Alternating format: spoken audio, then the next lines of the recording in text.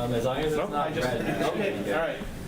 I think we are now off mute. So as our venerable chair is remote, he's asked me to run the Finance Committee part of tonight's meeting.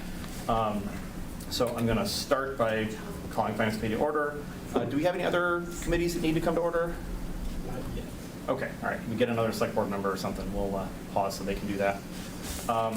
Since we have people on Zoom, I believe we have to do a roll call vote or to attendance. So let's start with the folks on Zoom. I think, is Joe, is the Joe on Zoom our Joe? Do we know? I'm going to ask him to unmute. Whoops, there we go. Yeah. Hey, Joe. Okay, excellent. All right. Well, then in that case, let's start with the roll call. Joe McDonough? Here. Ed Ross? Here. Jeffrey Corum? Here. Emily Sisson? Present. Mary Ann Downing? Here. Mark Zarrow? Here. John Sullivan? Here. Enrico Here. And Joe Carnahan, present. So I'd like to welcome everyone to the 7th Annual Economic Development Forum, which we have double billed with the 2nd 2023 Financial Forum. We have two big things on the agenda here, both presentations from Reading Public Service Department. One is on the MBT Communities Act and their work on helping us figure out how we're going to implement that. And the other is a presentation on the Community Preservation Act, which the town is looking at considering in the next year. And we have a guest speaker, Senator Jason Lewis. So I'd like to introduce him and let him make a few remarks. Where would you like me to stand? Podium, please. Okay. In the dark.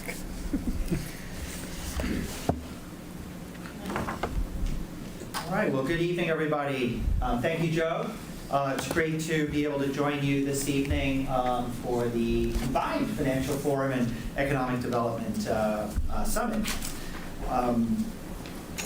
You know, Reading has long been dedicated to taking a very thoughtful and collaborative approach to local economic development. So I'm sure everybody here knows the town first adopted what is known as Chapter 40R all the way back in 2009, and that made Reading really an early adopter of the move towards smart growth development, which now everybody's heard about that, and we talk about smart growth development and transit-oriented development a lot, but back then that certainly was not such a common lingo. Reading's state legislative delegation, which includes Representative Minority Leader Brad Jones, Representative Rich Haggerty, and myself, shares your strong commitment to promoting sustainable local economic development and creating new opportunities for a vibrant downtown, small business growth, affordable housing, transportation improvements, and climate resilience. We are certainly proud that Reading has benefited significantly from a very strong state-local partnership over the years, and that includes the receipt of numerous state grants and other technical and financial assistance. Just want to highlight, some of those from the last few years. I think we're all familiar with the multi-million-dollar project that was funded by MassDOT to upgrade Route 28. A $2.1 million municipal vulnerability preparedness grant, which the town received for flood reduction and wetlands restoration. The passage of the what we call the MLP, Green Communities Bill, which was really intended to help Reading to get into the state's Green Communities program. By the way, the delegation, along with Select Board member Karen Herrick, was it earlier this week or last week, met with Commissioner Mahoney of the Massachusetts Department of Energy Resources to express our frustration to DOER that they still have not promulgated the necessary regulations regulations to implement the law we passed last year, which will enable Reading to then officially enter the Green Communities Program. So she assured us that our staff is focused on this, and they will be releasing those regulations soon. So we'll stay on that, and this is to make sure, again, that Reading can join the Green Communities Program, which will unlock hundreds of thousands of dollars in additional state grants for energy efficiency and other, climate projects in the town. The community also received a $500,000 Complete Streets grant recently as well, which I'm sure will be put to good use, making safety improvements around town. $250,000 grant for improvements to Walker's Brook Drive.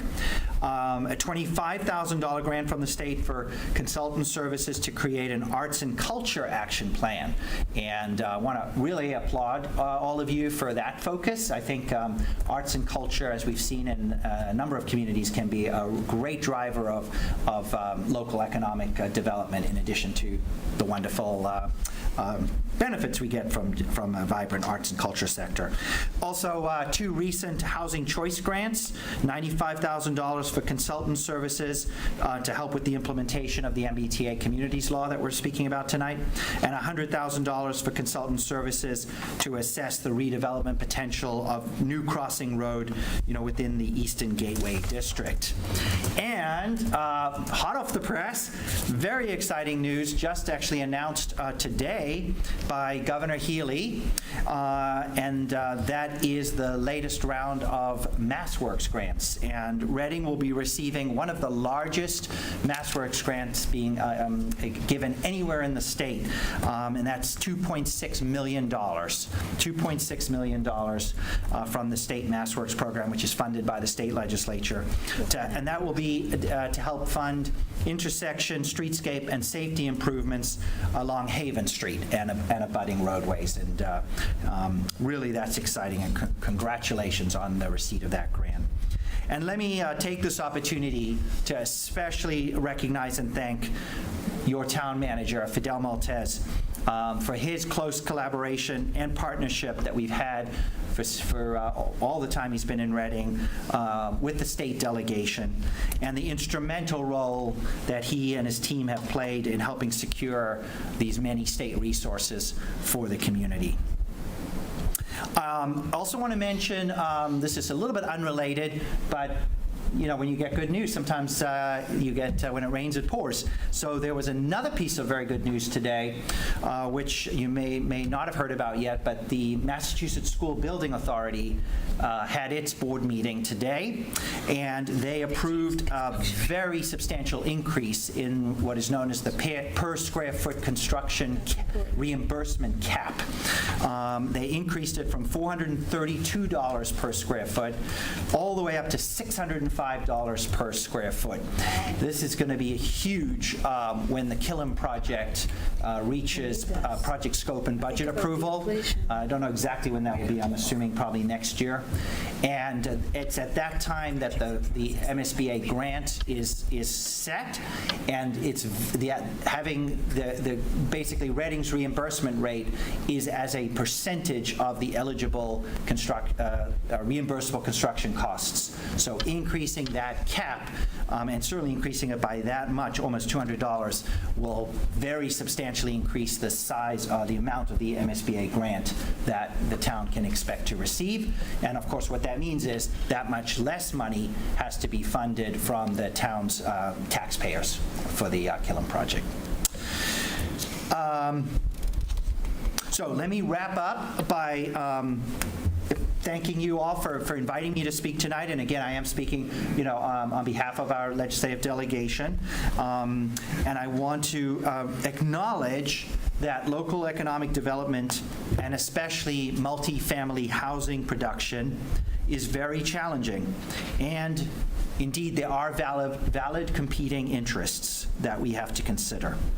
And we need to look no further than the implementation of the new MBTA community zoning law that I know we will be discussing this evening, and folks in the town and in other communities around the greater Boston area are working hard on. The Reading Legislative Delegation will continue to work closely with the town's leaders and residents to help make Reading an even more thriving community. Thank you very much.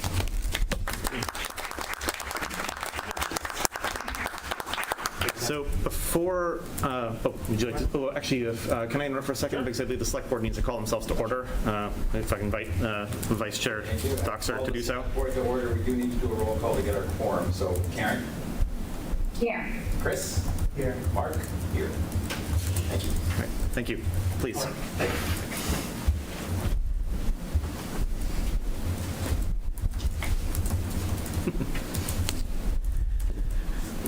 Thank you very much, everyone. I am very excited to just welcome you tonight.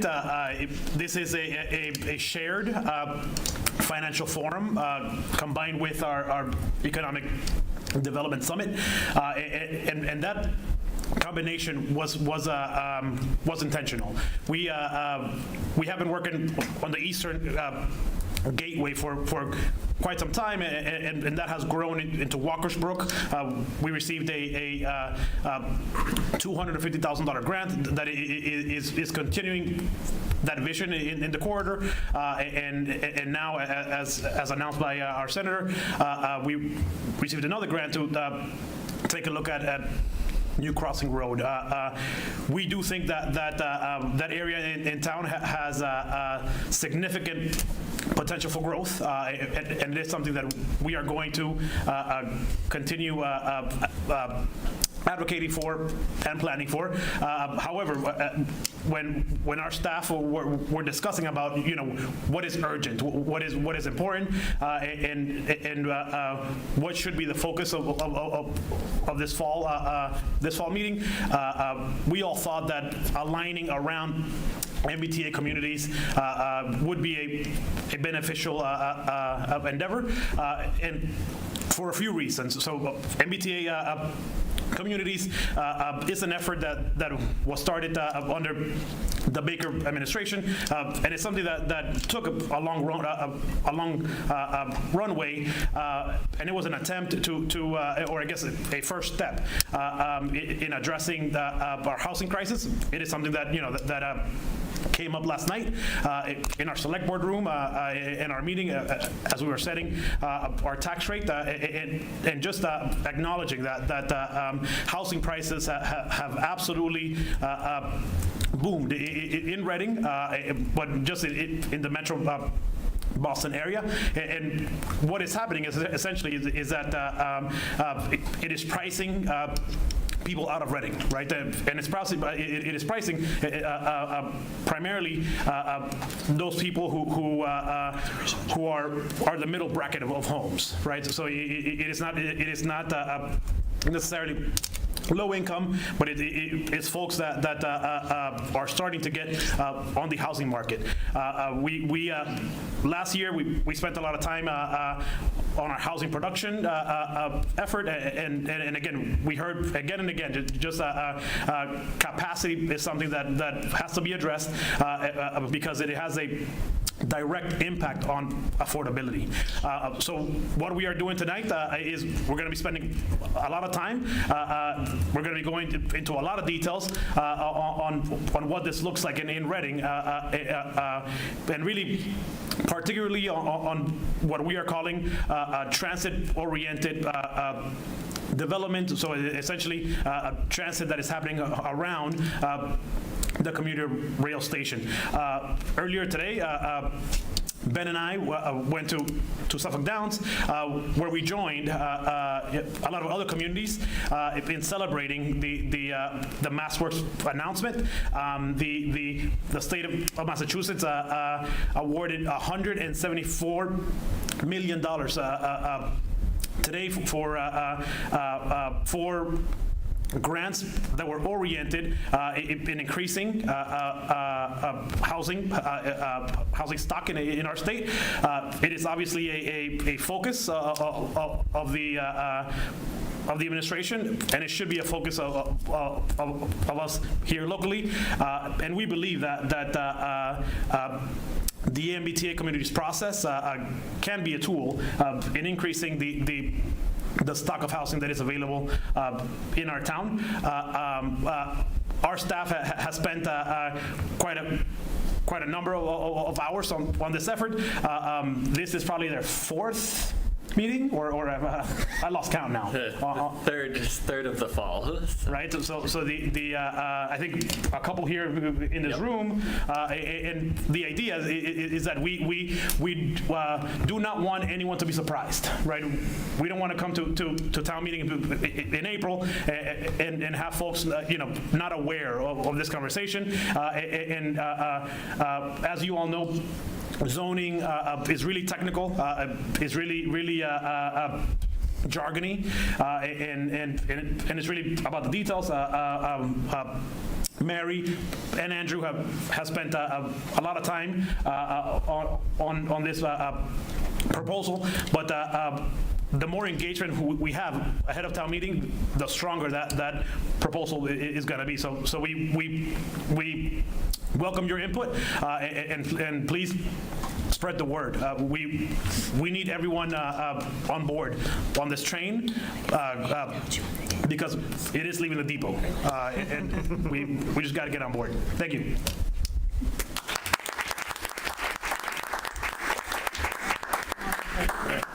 I believe I should hand it over now to our Public Services Department, Andrew McNichol and Mary Benedetto, I can introduce us. I'll get set up. for our feature presentation on MBTA communities. Thank you. Hold on, I lost my charger. Hold on. Minor technical difficulty. You can start talking live while I do this. How about that? So thank you all for joining us tonight. I appreciate everybody's attendance and the comments already made so far in. I'm Andrew McNichol, the Community Development Director. To my left is Senior Planner Mary Benedetto, and to my right is Economic Development Director Benjamin Cares. As previously mentioned, our staff has been working extremely hard on the MBTA Communities Law and how we're going to achieve that compliance for Reading specifically. So there's been a lot of effort made to date, and what's good for Reading is that we have multiple paths to compliance.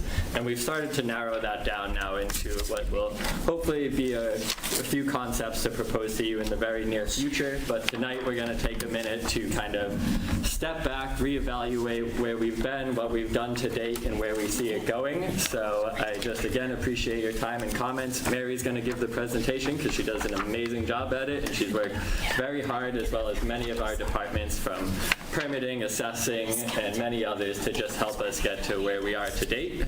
And I think we've done what you will hopefully find a very thoughtful job. So I'll pass it to you, Mary. All right, let me grab my water before I kick this off. Thank you.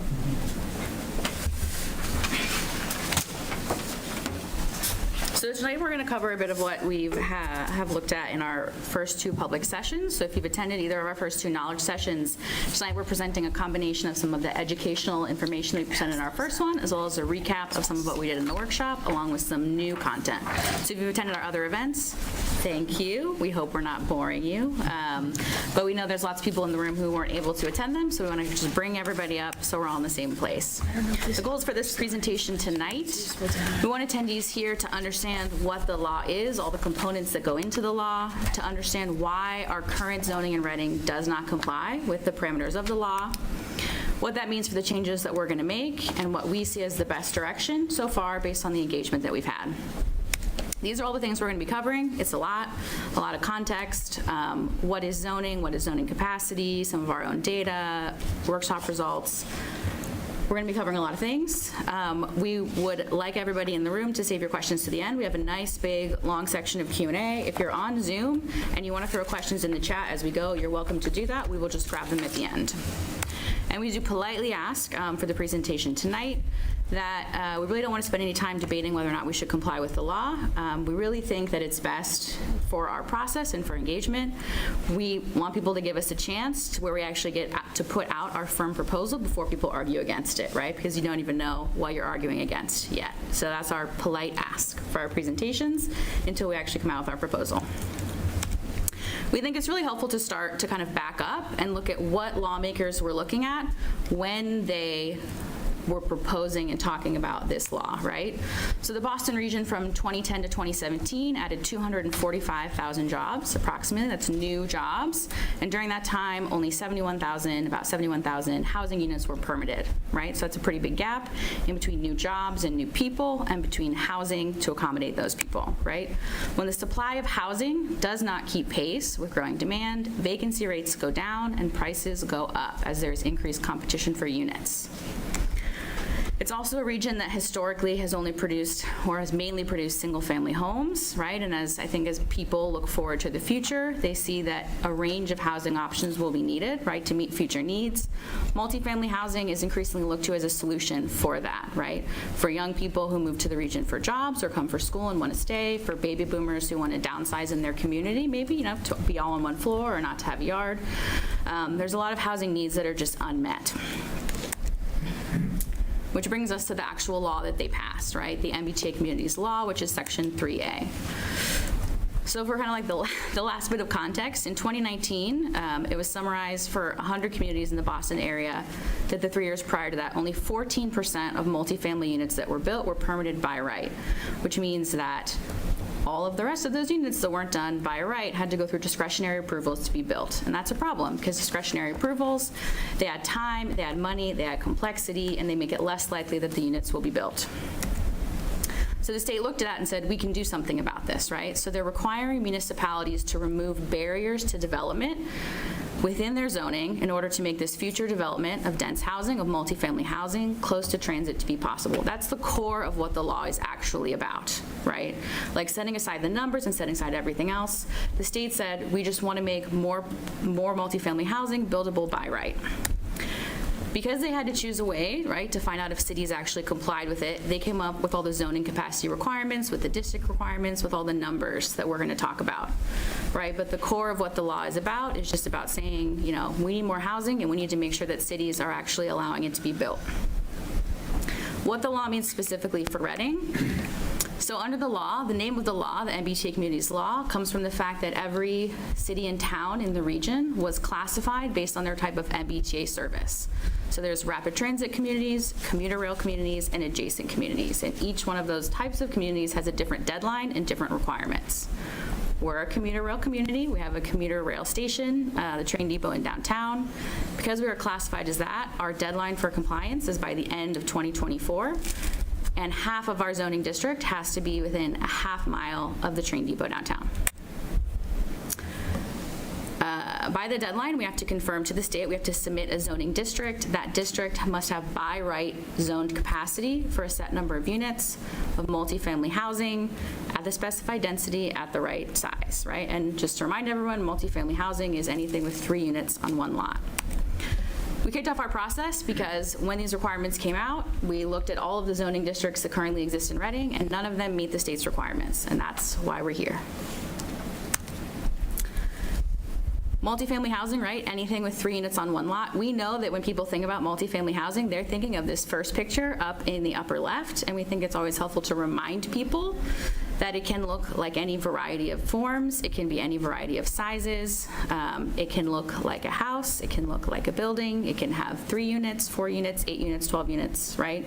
We just want people to keep that in mind as we have the discussion so that every time we say multifamily, you're not just thinking the biggest, you're understanding that there's a variety of ways and that we as a town get to choose how we want to comply and what type of multifamily is the best fit for us. We put this up here because if you're like me, it's really hard to know what a half-mile area is, so we've laid it out on the map. The blue circle on this map is an approximate half-mile circle around the train depot, which is here in the middle. This is Main Street to kind of orient yourself. There's 660 acres within that half-mile area, 343 of which are defined as developable. We only need to submit a district that's 43. So there is more than enough land within this circle to meet the state's requirements. We also think it's really helpful when we start talking about this because most people aren't in the zoning bylaw a lot. They don't know what kind of districts we have, right?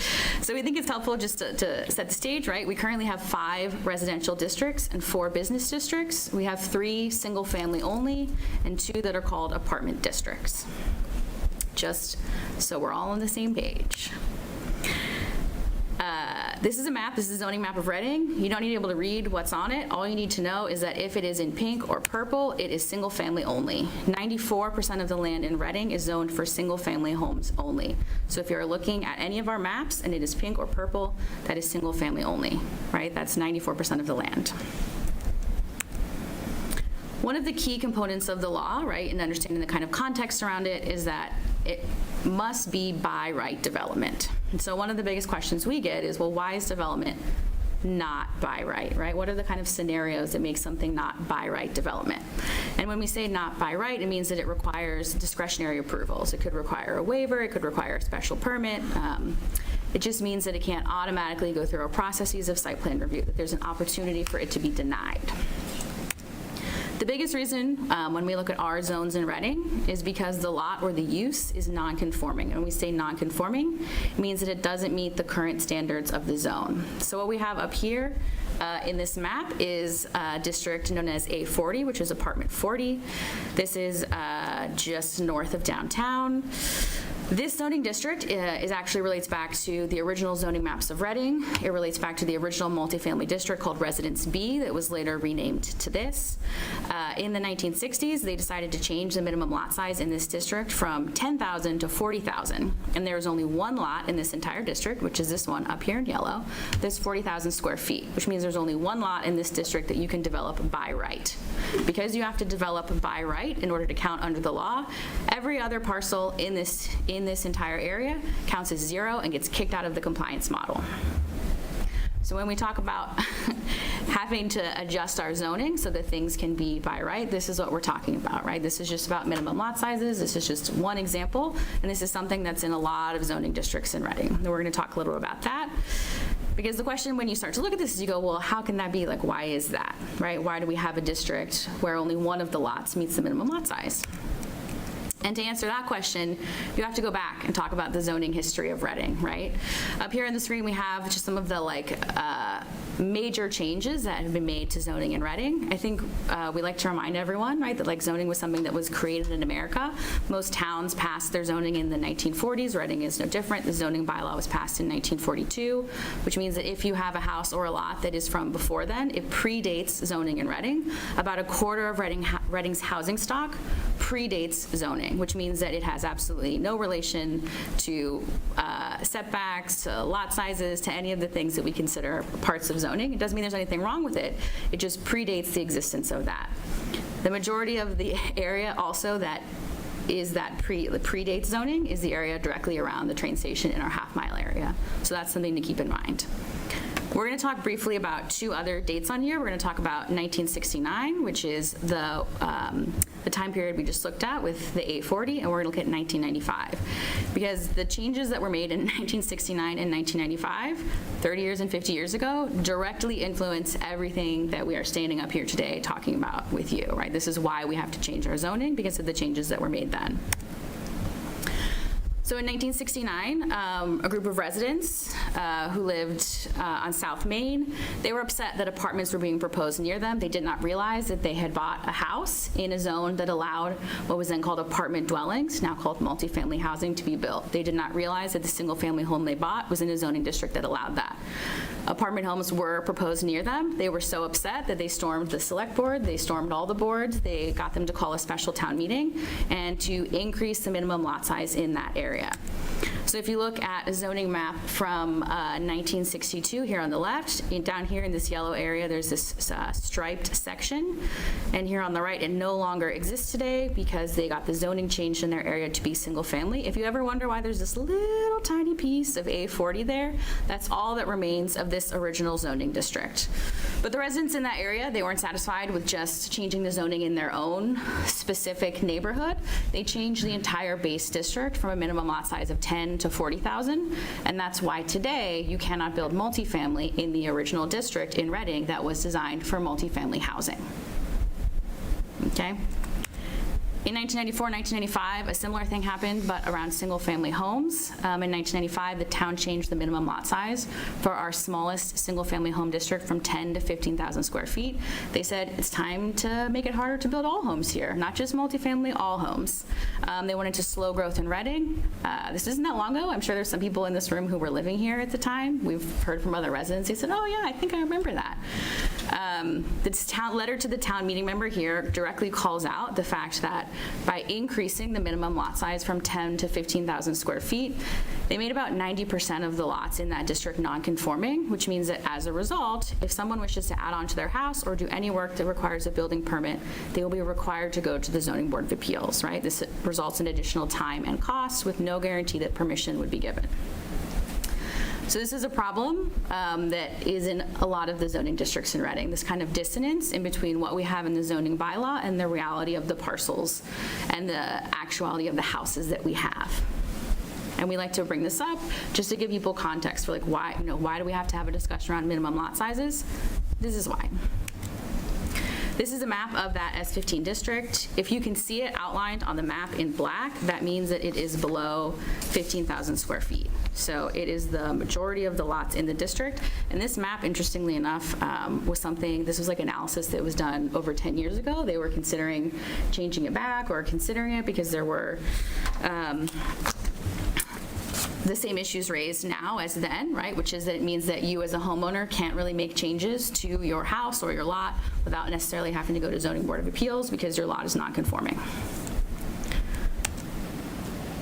The last kind of piece to understand of the law is zoning capacity, and we are going to define it two different ways and then give examples in both directions because it's the most important concept of the law to understand. So zoning capacity as a concept, it says we're going to consider every single parcel as empty and ask what can be built on it today under current zoning. So it considers every single lot as 0, and then you get out the zoning bylaw, you look and see what it's zoned for and say, what could I build right now under the zoning bylaw? To determine your total zoning capacity, you add up how many housing units could be maximally built on every parcel in a district based on the zoning, again, regardless of what exists on the parcel. To explain this with examples in Reading in the real world, this is a building that many people know. It has been brought up many times in our early conversations. Reading Village, also called the Metropolitan. There are 68 units there. This building was a 40B development. If you're not familiar with 40B, 40B relates to a section of the state law, and the state says that every city and town has to maintain a subsidized housing inventory of 10% of their total inventory. And if you don't maintain that 10% of your total housing stock as deed restricted, what we call capital A, affordable units, then the state allows a developer to propose a project that overrides or kind of ignores your local zoning if it maintains a large number of affordable units. Because this is a 40B development, the lot that it sits on is zoned S15, which means that under zoning capacity, this lot counts as 1 because it is a single family lot, right? So again, zoning capacity does not care what is actually built on the lot. Zoning capacity only cares about what you can build today by right in your zoning bylaw based on how the lot is zoned. It also works in the other direction though, right? This house is a single family house. This is in the A40 zone that we've been talking about, just north of downtown. When we revise the zoning in this district, this lot can count as 4 or potentially more units, depending on how our zoning district is written. This single family house remains there for as long as the owner wants, right? In reality, this lot is 1. Under zoning capacity, this lot can count as 4 or 6 or whatever number we end up with, right? So it works in both directions. It doesn't really matter what is in the built environment. Compliance with the law only cares about what's in the zoning bylaw, which is, we know it's very challenging to wrap your brain around. It's challenging to understand because people think, well, I'm seeing it. We've built these buildings, they should count. The only things that count is what can be built by right in the zoning bylaw. So we did have early technical assistance. We like to put this up just so people kind of understand what we know or what we knew. Early technical assistance looked at a number of our existing districts. and came up with the reasons like why they don't comply, right? So this A40 district we've talked about, the reason why its unit density is 1.2 is because only one of the lots in the entire district counted, so the unit capacity is very low, right? Our acreage could be too small for some of them. The large number of non-conforming parcels is a huge problem, as well as high parking ratios and waivers. The full technical memo for this is also posted on our project webpage. If you're interested in just reading more about the context, I would strongly encourage you to read it. When we started looking forward, right, we said, well, here's all the data, here's everything we know. We said, let's go back and find out what the people of Reading want. What have they said about what they want out of their housing? And the last time this community ran a very large community-wide process and placed goals about housing was the 2006 master plan. So we said, great, what did we say in the 2006 master plan? What were the stated goals about housing? They said Reading will provide a variety of housing types for a diverse population. The housing will integrate well into existing neighborhoods. Elderly, renters, first-time homebuyers, empty nesters, and others will be able to find housing to match their needs. And providing these housing types, including affordable housing, will be accomplished by improving the town's regulations to more easily allow certain types of housing, such as townhouses, multifamilies, and accessory apartments. These goals are perfectly in line with MBTA communities, right? So what the law is asking us to do is exactly in line with our stated goals from 2006. The 2006 master plan is also very interesting because they correctly predicted the future. This quote comes from the plan. It says, although multifamily production has seen temporary increases with periodic real estate booms based on zoning and the historically low production of other than single-family units, it can be expected that most of Reading's future housing production will be single-family lots on average, single-family houses on half-acre lots. The result will be a continuation of high housing costs with fewer opportunities for low to moderate income households, empty nesters, and the elderly. If you look at the charts they included in that one, which is the housing affordability gap, which is a chart that we replicate today in our housing production plan, I'm sure there are people in this room who would love to buy a house in Reading for $271,000, as you were able to in 2000. That was our median home value. Even back then, there was a pretty big gap in between the income and the home value, and that has only been exacerbated in recent years. The median single-family home price in 2022 in Reading is $815,000. A household would need to earn $235,000 to afford the median home price. Our median household income in Reading is $133,000, which means that if you own a home in Reading today, you probably could not rebuy it again in the future. So the people who already live here could not choose to live here again in the future. We also think it's helpful to think about our housing stock compared to other cities and towns in the state. So Reading here is in yellow, and the kind of black outline is the state average. Reading, our housing stock is 75% single-family homes, which is significantly higher than the state average. We don't produce or have nearly as many 2, 3, or 5 to 9 unit buildings, but we are actually pretty even with the state on large-scale multifamily, which is one of the interesting things here. When we went back and looked at our kind of permitting data and said, well, what have we been building over the last 20 years in Reading, right? Like what kind of production have we done? From 2000 to 2010, the majority of what was built here was single-family homes. After the Great Recession and in line with national trends, multifamily housing really took off after then, which is pretty typical. So in between 2011 and 2020, 901 net new units were built in Reading. Of those, 771 were multifamily. We also like to point out, because we've gotten a lot of comments about the multifamily mid-rise buildings in downtown, and actually the units that were built downtown are only 28% of all the multifamily that was built between 2000 and 2020. The vast majority of multifamily and apartments that have been built in Reading are in very large complexes that are not anywhere near downtown. Most of them are out near the highways, and they look like this. This is Reading Commons. The makeup of Reading's multifamily housing is very much skewed towards these large developments. 20-plus unit buildings make up 57% of our existing housing. So Reading really hasn't built or does not have kind of what we consider small-scale multifamily, which would be 3 to 4 units, 5 units, smaller buildings. It's mostly these large complexes. And we just like to put this up because as we think about what we've built, right, and think about our goals, We like to remind people, right, that there are populations in Reading that have not been well served and by necessarily what we have produced.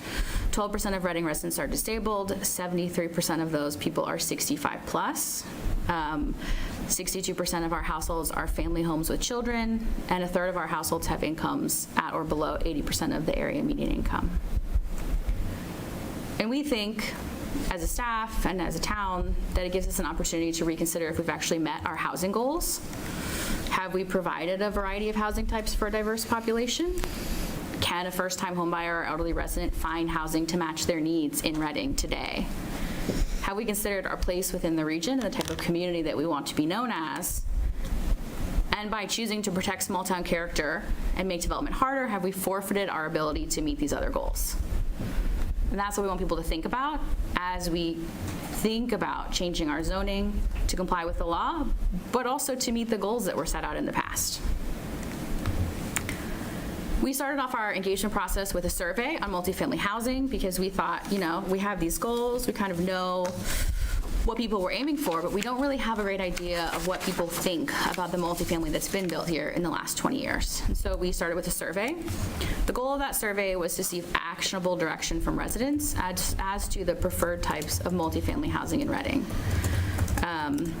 The survey was open for 3 months. We got 758 responses. We're going to talk about just the takeaways of the survey tonight. We encourage you, if you're interested, to read the full survey summary report. We have physical copies in the back on the table and PDF'd on the website. We did receive criticism that we like to acknowledge. People were upset that we didn't ask them if they wanted multifamily housing in the survey. Our kind of feeling about designing it was that we wanted it to be really short and we wanted it to be new, actionable information for us. We already know that there are many residents in Reading who are not interested in having multifamily housing, and to learn that again doesn't give us any new information. And so the reason why we didn't ask in the survey was because we thought we need new information that can help us think creatively about how to meet this law.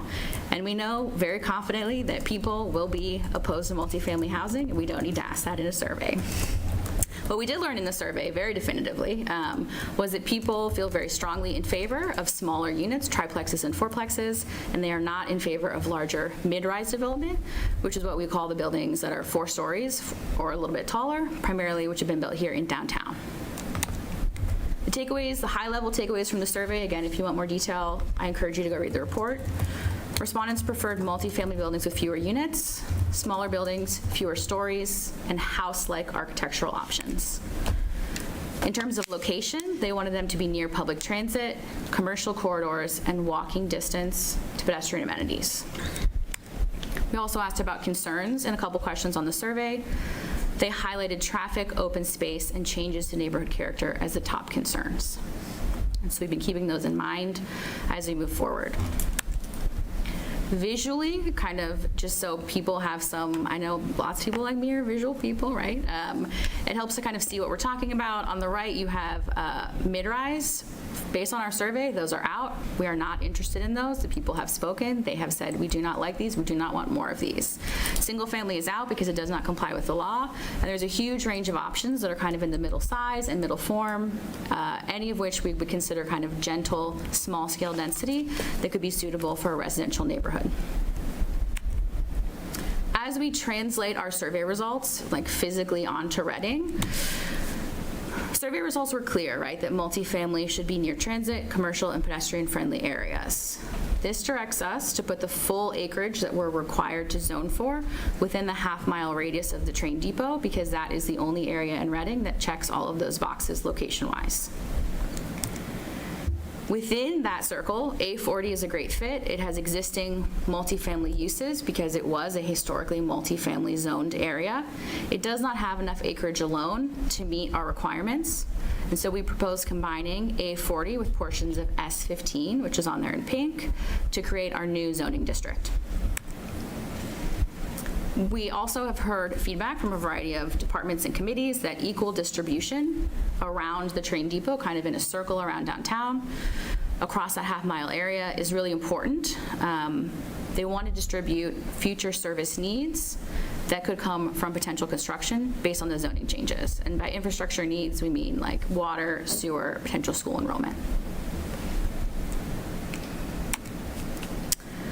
One of the primary, let me go back really quick. One of the primary questions that we have gotten when we started talking about locating it, I think in general people have heard that the comments from the survey and said, yeah, putting it within the half-mile area makes a lot of sense. We're with you. And then the next question is, well, why aren't we using any of our business districts to meet any of the zoning requirements? Why are we focusing it in residential districts instead of potentially using some of our business zoned land? Which is a fair question. Only 5% of the land in Reading is zoned for business uses, right? So 95% of our land is zoned for residential uses. As you learned earlier, 94% of that is single family only, and only 5% of all the land in Reading is zoned for business. When we think of land use, right, we think about what we want our land to be doing for the next 30 or 100 years. The land that's zoned for business use, that's our commercial tax base. We feel really strongly that putting a primarily residential use in a business area doesn't make sense for the long term in terms of limiting the kind of commercial space and business space that's available for our town.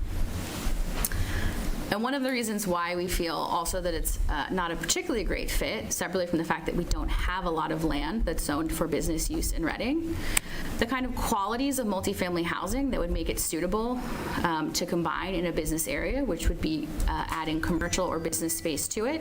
When we asked about additional characteristics that people thought were important in multifamily housing, they did not favorably view mixed use or ground floor commercial space. And they also did not favorably view building placement close to the sidewalk. So the kind of qualities that we would consider as to be appropriate in combining it into a business area are qualities that people in Reading said, we are not interested in these qualities, which again points us towards putting our zoning in a residential area. We have specifically gotten the question about why we aren't using our, here in green, our Business B, which is our 40R district.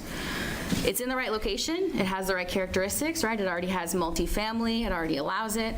That district does not comply in its current form. This district was amended at town meeting in 2021. No new projects have been proposed since this district was amended, right? In order to make this district, which would be our 40R overlay, right, again, here in green, that's what we're talking about. If this was the original design of the district here, what happened at town meeting took it in this direction, right? It limited the potential density of this district by adding additional requirements. In order to make this district comply, we have to take back every single thing that was passed at that town meeting, and then we have to go in the opposite direction to increase density, right? We do not believe that that would pass town meeting. That is the primary reason why we kind of immediately said, we don't think this district is a great fit, right? There are ways that we could really go for it and make this district comply, but we very fundamentally do not believe that that would pass town meeting based on the amendments that were made less than 2 years ago. So that's something to just keep in mind, right? As people work through all the different things that are within our half-mile area, that's one that we do not see as viable to pass town meeting.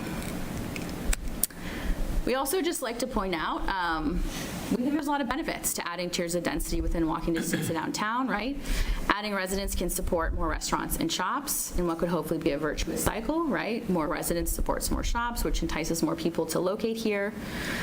We think, placing potential future housing near open spaces. There's a number of parks that are within easy walking distance, right? We have Washington Park, Memorial Park. It's near transit. It's near the only transit that we have in Reading, the bus route and the train depot.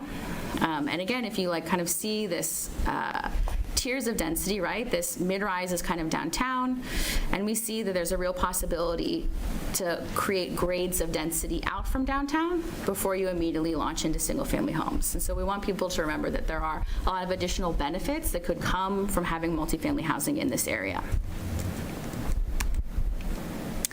When we think about the housing, our stepping off point for thinking about the actual things that we would put in zoning to be built, right? The intention is for the exterior form of anything, any potential new building. It would follow the dimensional controls similar to what comes right now in our single family district. So our jumping off point for what the buildings would look like is our single family zoning. The only differences we're proposing, right, would be in the number of units that you could put in the interior of that building. So we started our discussion from the setbacks, the maximum lot coverage, and the building height that is currently in our S15 zoning. This is our table of dimensional controls from our zoning today. So this line here of S15 is where we started our discussions and where we started working with the public at our last workshop to see if these dimensional controls coming from our single-family district felt appropriate as we converted those buildings, kind of mentally converted them in the interior to multiple units. One of the things we want to point out here, just to remind people, right, is that when you change zoning, those zoning controls only apply to new lots and new development, right? So anything that is existing within can stay until someone wants to redevelop it. Right, so just remember that as we talk about zoning controls. It's the reason why you have so many non-conforming things in zoning today, right? Because people in the past changed something and everything continues to be in existence in the built environment until someone decides to change it. What we already know about what is going to change based on the area that we're looking at and the existing data we have, minimum lot sizes in our new district will be going down from what we currently have. Right now, in both A40 and S15, like 90+% of the lots in our proposed district area are non-conforming lots, and we need the reverse. We need 90% of those lots to be conforming. Reverse engineering backwards from that, it puts us with a minimum lot size somewhere around 5,000 to 6,000 square feet. We had a workshop 2 weeks ago. There were some people here who were in attendance. Thank you. We had a great time. We learned a lot. We hope you did as well.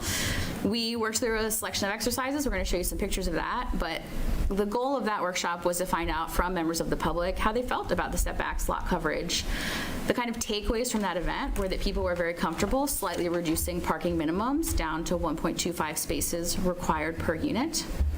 People were comfortable slightly reducing setbacks as well from our current minimums, and that a slight increase to minimum lot coverage was also very comfortable for people, right? Because we're still basing this off of a single-family design and not a high lot coverage multifamily house. Again, we're starting from like kind of a single-family place.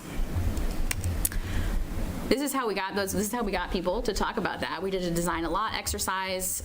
We presented people with 3 different size lots. So on the right, this is a 12,000 square foot lot, 8,000 and 5,000. And as you start applying our setbacks in green, your maximum lot coverage as a house in pink, and your parking spaces in yellow, as you move down to a smaller and smaller lot, which is reflective of the actual parcel sizes of the lots we currently have in Reading, it becomes very clear when you get down to an 8,000 and 5,000 square foot lot that the current standards of the zone just become unworkable on that size of lot. And so in order to make our new zoning district compliant, you have to loosen those dimensional controls a little bit to give a little bit more flexibility.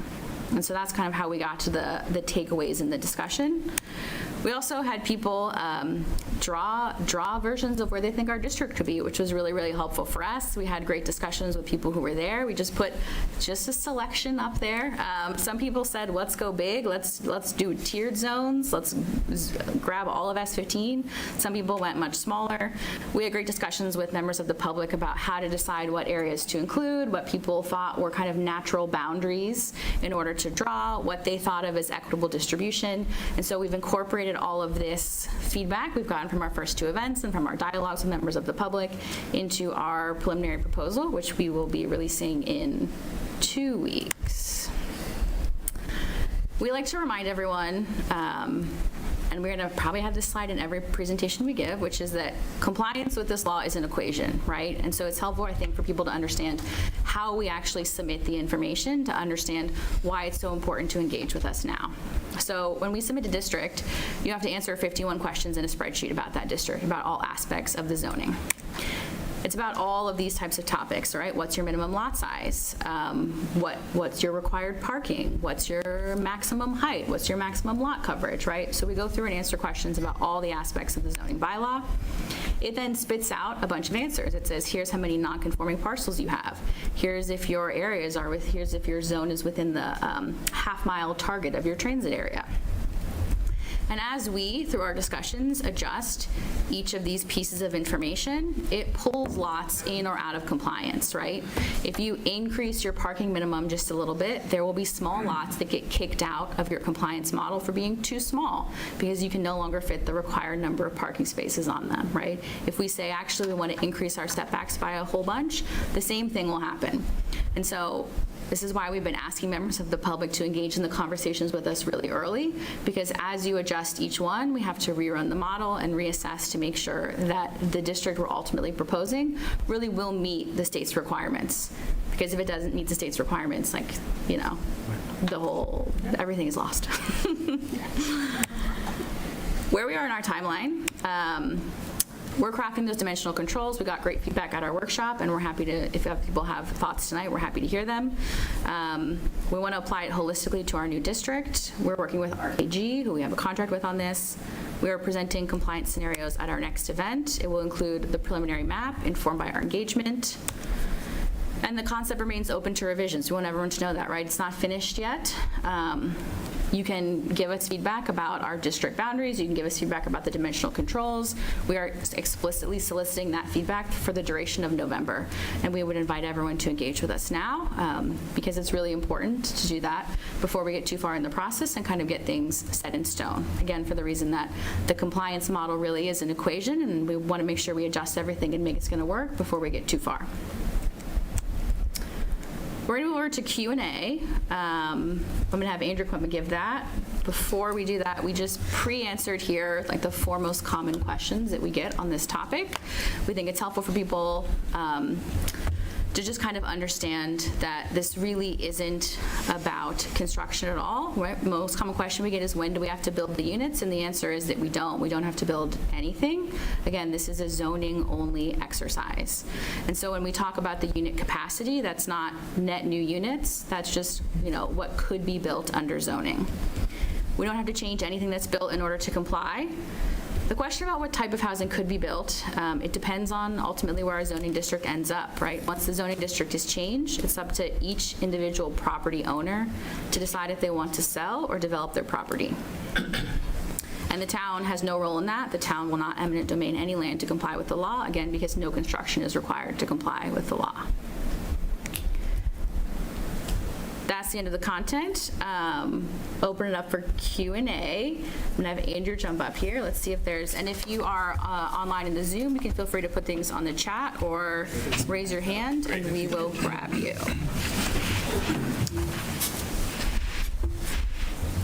Thank you, Mary. Very well done again. So I know it's a lot of info. I know it's a lot of steps to take and where we're at and where we're going. So I'm happy to open it up to questions and take what comes. So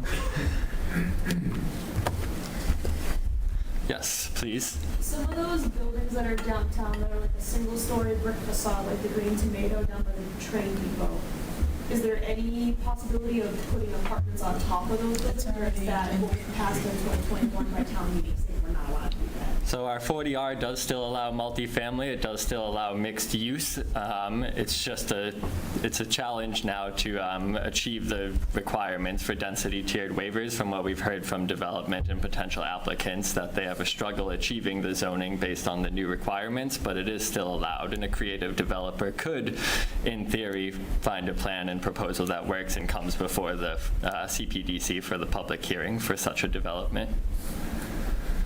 Please. I'm going to have a question, but just to follow up with her, there's already an approved 40R above Green Tomato. Yes, there is. So, but my question is about parking. Mm-hmm. Is it, you know, you talked about needing to lower parking requirements, but there's a reality that in that half-mile zone, you know, people aren't going to want to schlep groceries a half mile in the snow from Market Basket to the end of the zone. Is there any thought given to, if we have to tear down a perfectly good single-family home and put a triplex or a quadplex or whatever in, to require some kind of, you know, like townhouses with garages underneath, to require underground parking even in the smaller units? Does MBTA communities allow us to do that? Yeah, so we can keep parking requirements. Existing parking requirements are 1.5 per multifamily unit. We're proposing to reduce that just slightly to the 1.25 ratio. I don't think we'll have a requirement that it has to be underground parking. When you talk about these smaller lots, it's a significant challenge to get undergrade and do like a garage or basement type parking like you might see downtown. But nothing would prohibit a developer or an applicant from doing so. Well, I mean, if you had if you're trying to make the height the same as a house, it might be hard. But you see in lots of places, and even like on Upper Main Street townhouses where they're a little bit taller, they seem like they fit in. But then there's the room for that garage underneath. Yep, that could still happen. I think we'll be proposing to keep the maximum height at 35 feet, similar, exactly the same as our single-family zone. So as long as they can work within those parameters for 3 stories and parking underneath, they could certainly do that. I want to call on Karen Herrick on Zoom. Please. Thank you, Mr. Chair. Appreciate that. Andrew, thank you. This is a great presentation and different than the one I already saw, so that was exciting. Thank you. So you guys it's emerging and it's changing and there's new and exciting information, so that's good. I just want to ask sort of a question not too dissimilar from what Ms. Downing just asked. So if I remember correctly, we passed the zoning in fall, subsequent town meeting fall of 2021, correct? I believe it was April 2021. Okay, because we had, so what I'm interested in, so I know we made some changes in that zoning which weren't popular across the board. What I would love to know is what are the actual comments that we're getting about, oh, I can't make this project work. Like, I am curious to hear, was it the parking requirements, I can't fit them in there, or, because there was a lot of good factors in there. We asked for green space. Yep. We asked for, that's the one I can think of off the top of my head. We asked for open space and green space and keep it pedestrian friendly and make it, of a size that isn't just sidewalks and monolith buildings, to make it more friendly. But then, again, we followed that with 2022, where rates just skyrocketed, and we really can't say that didn't have a huge impact on the fact that new applications for developments have plots, because that's a huge factor. But I am curious if you could give any specifics about the zoning that we passed that seems to be giving potential developers the most trouble. Yes, so those amendments arose out of the intent for more open space, a very good thing to promote and have, and was worth discussing on. It just quickly arose into other elements like parking and density. And so when we've heard from development, and I agree it's not maybe exactly the zoning alone, there's many other factors in market development, but the zoning is a significant challenge. When you look at new parking requirements for residential units per bedroom, you look at new commercial parking requirements where they were previously exempt, parking is a significant factor. When we look at the tiered density schedule, I think it's another significant challenge to have increased parking requirements, increased open space requirements beyond the minimum standard, and increased commercial space requirements beyond the standard. And how the zoning is written is that you have to, as your density gets higher, you have to do parking, you have to do open space, and you have to do commercial space. And it's a significant challenge to have all 3 of those be met on a single lot. So very quickly, the lots kind of just maximize themselves out, and you can't do it all. So on top of that, the maximum density limit that was proposed on the tiered waiver schedule has just proved to be a limiting factor, because I believe close to all of our approved projects are above that density limit. And so it's just, if you can't exceed that limit, it just makes it a challenge even harder. So. Thank you, I appreciate that. Please. Thank you. I understand that this is changes to the zone, right? And we're not going to have an immediate increase in our population. In terms of the schools, and I'm speaking for myself, not for the committee, in terms of the schools, our schools, we had a study done recently that our schools are 30 to 50% below the size that they should be. So my concern is you're opening up the floodgates we don't know what that type of input is coming in from the school, how many more students are going to be gaining.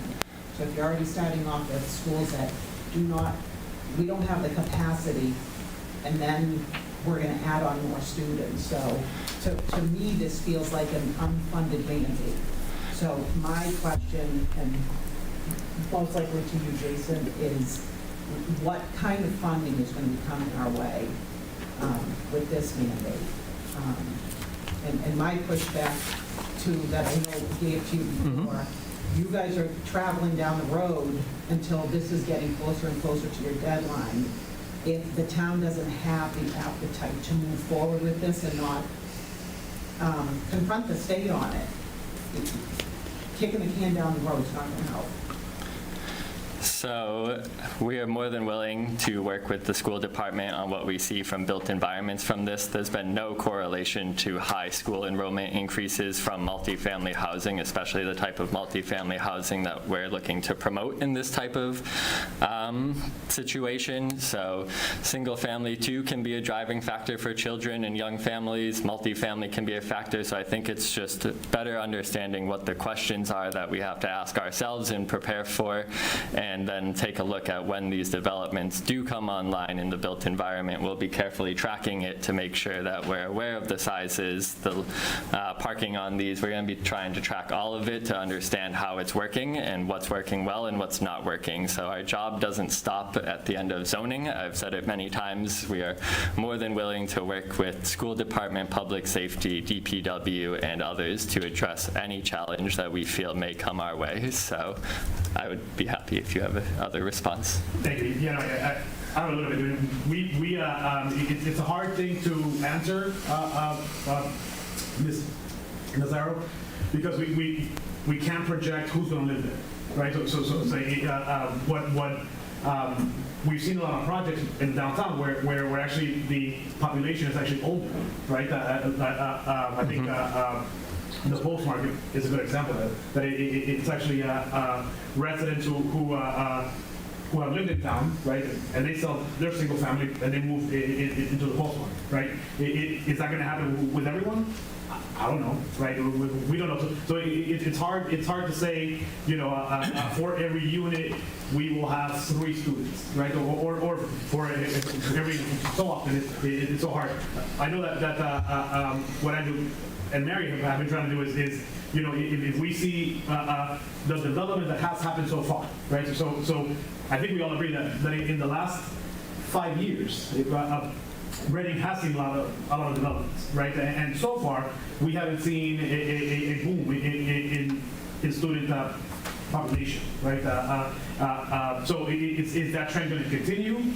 Is all of a sudden, this shift going to be drastically different than what we're seeing today? We don't know, but it doesn't mean that it will either, right? It could not. It's hard to say, and it's really hard to answer that question in a very certain way, because there's no way for us to project who's going to live there. It might be a first-time home buyers who don't have kids, right? And once they have kids, they go into a single-family home with space. That's certainly what usually happens, right? That out of college, people live in Boston, for example, right? And once they get a family, they move to Reading or Winchester, where there is more single families. I have no idea, right? I mean, and it's personal choices. I mean, who knows? I just want to say one more thing. When we were going through the Killam process, we did an enrollment study, right? And it was an ethnographer, a PhD in something, I'm sure, and he studied mortality rates. He did a long time projection, and that projection wasn't very positive towards enrollment in Reading, right? Enrollment has gone down, and his projection showed us with regards to headcount, at least, it was going down, right? At the time, when that enrollment was going on, we had to fight and make the argument that with the zoning change, more kids would come, and it helped us actually achieve a higher enrollment projection, right? Because if we didn't show any growth in the district, the MSBA wouldn't be funding the school. And we all know our enrollment is slowly decreasing, but that is not what's dictating our space in the schools, right? Our schools are small because how we teach is different. So when we hear we have to be in compliance because we're going to get sued as a district, as a town, I look at it from the school side of it on the other aspect, saying, okay, now we're adding capacity, and now we already can't service the needs of our kids, especially in special ed and our ELL students. So I'm looking at it as, well, if we're not going to get sued on the town end, we're going to start getting sued on the school end because we can't service those children properly with the space we have. So for us, for me, it's a huge concern, especially not knowing how many kids will be coming in. And it doesn't take a lot of kids to tip you over the edge. But the trend in those changes, right? The trend in special education costs, those have been happening for a long time, right? In Reading, but also in our neighborhoods, in Winchester, Wakefield, right? So I'm just saying that They're opening the floodgates now. They're opening the floodgates. If I could just add, I'd be interested in having a more detailed conversation around sort of the nature of the space requirements and how you've seen that change and how the current facilities, don't meet the needs for special ed or ELs or whatnot. Obviously, we're building a new Killen. Hopefully, that will meet the needs, but I would hope the high school does. That's a great new building. So maybe it's some of the other schools. But the other thing I would say is, if, and as Fidel said, we don't know, but if the change in zoning ultimately did lead to an increase in the number of students and enrollment, the way that we calculate state aid for schools, Chapter 70, is very sensitive to enrollment. So if Reading were to see an increase in enrollment, then that would translate into, a bigger increase in Chapter 70 school aid. Yeah. Can I just add real quick on that? There's a study from, I think, just a few years ago by the regional MAPC, Metro Area Planning Council. Yeah, that looked at housing permits versus school enrollment and found no correlation between them. Correct. Yeah. And that's what we've seen locally too, as Fidel is referring to. Please. So just wanted to say that this is probably the most thorough, really excellent presentation that I've ever seen on this topic. I appreciate that, Mayor. I will give all credit to our senior planner, Mary Benedetto. She does a great job. I'm curious, I was interested, you went by this pretty quickly, but that the survey showed not that much interest in mixed use. I was surprised to see that because generally I find that people tend to like mixed use, the idea of ground floors, restaurant, retail, some sort of commercial, and then you can have housing above that. Now maybe that's because you're talking about putting this more in really single-family residential areas as opposed to being more in the downtown, if I'm understanding correctly. But can you just speak a little bit more to why you think mixed use is would not be a real option? Yeah, I think this question was posed well before we had our current concept that maybe doesn't relate to mixed use. So I think it was when you looked at all of these elements, mixed use just didn't rise to the top in terms of like pedestrian infrastructure, increased sustainability or green space or affordability. I don't think it means that it's not desired, especially if we were to do housing in our commercial areas. I think mixed use would come to the top if you're asking specifically about those zones that you want to maintain the commercial base. But when we placed it in terms of just housing in general in relation to the housing shortage, it just wasn't the most preferred option, if that answers the question. Thanks, Andrew. Could you talk a little bit about affordable units in particular? So if you're doing smaller units, 2s, 3s, 4s, or smaller pieces, how do we kind of ensure that we maintain our 10% level? Right. Are the requirements, as I remember them, they're much smaller, maybe even non-existent for small units if they're still affordable? Yeah, so when we look at our current concept proposal, deed restricted capital A affordable requirements aren't typical of them. Those are very typical of your mid-rise, higher dense mixed use development styles. So we wouldn't necessarily, I don't think we'll be proposing an inclusionary zoning component as part of this zone, but it is an important effort that we continue to maintain the pace of that type of housing development. So when you look at it, MBTA communities is not the single answer to housing and the housing shortage. It is a combination of this missing stock, affordable units, public housing, and anything in between or outside of that. So we have to just continue to tackle the efforts for 10% or greater affordable housing stock, whether that's through our downtown district, Business A, or Walkersbrook, and promoting growth there, as previously mentioned, or other options like the Oakland Road potential affordable or Reading Housing Authority, and we just want to make sure we're maintaining our existing SHI stock as well. So there's a lot at play there in terms of affordable housing and housing in general. It's just that's not going to be proposed in this current concept, which makes it even more important that we continue it elsewhere. Jeff? So to follow up on that, if we rezone to a bunch of single-family lots to multifamily, and somebody comes down and tears down 100 and builds 100 single-family houses and builds a bunch of two-family houses that are still expensive, are we going to see ourselves drop below that 10%, even though we have more housing that's more affordable than what it was there? That are still not affordable.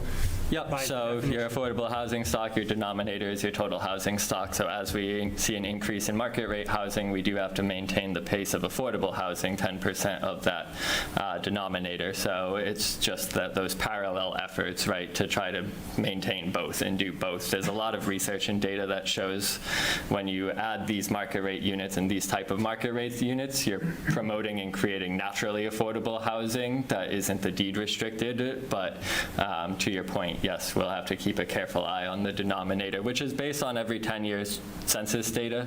So you have some time ahead to plan for that, but we do want to keep a careful eye on it for sure.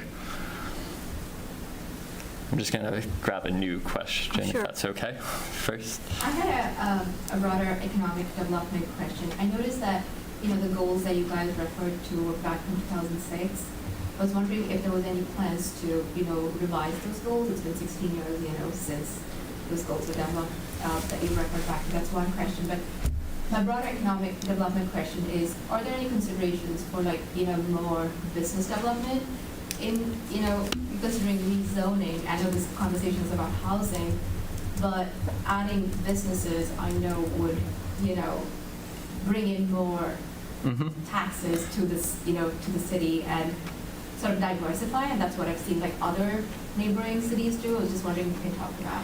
Yeah, so I think, and to the grant that was previously mentioned tonight for Walkersbrook Drive, both Ben and I and multiple other areas of staff are very interested in relooking at our commercial zoning district, whether that's downtown, Business A and South Main Street, or Walkersbrook, and finding out what works for those districts to promote commercial development in order to maintain that viable base, and not just commercial development alone, but usable, desirable commercial development, and whatever is partnered with that as well. So I think it's going to take a look in the near future. Again, it's just a little separate from our MBTA communities proposal. And if you're interested in studies that are not the 2006 master plan, the economic development webpage has several studies that discuss the importance of sort of increasing commercial stock, in incentivizing business growth. One of those is the Eastern Gateway District, which dovetails exactly with the grant that we just received. So certainly stay tuned on that process, and certainly check out that webpage for sure, and email me if you have any questions. Yeah. And to the point of the master plan, so we've done numerous other plan updates. We do the open space and recreation plan update every 5 years. We do our housing production plan every 5 years. The that Ben was just mentioning. So we've kind of looked at, in the recent past, the master plan has just kind of been broken up into other areas, into smaller, more direct plans and topics.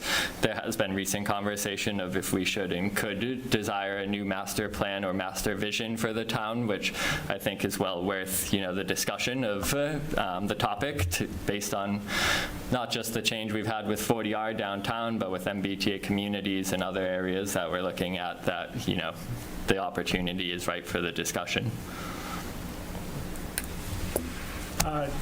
On the slide with the S15 district and all the non-conforming lots, could you just to clarify for me, those are non-conforming because of lot size?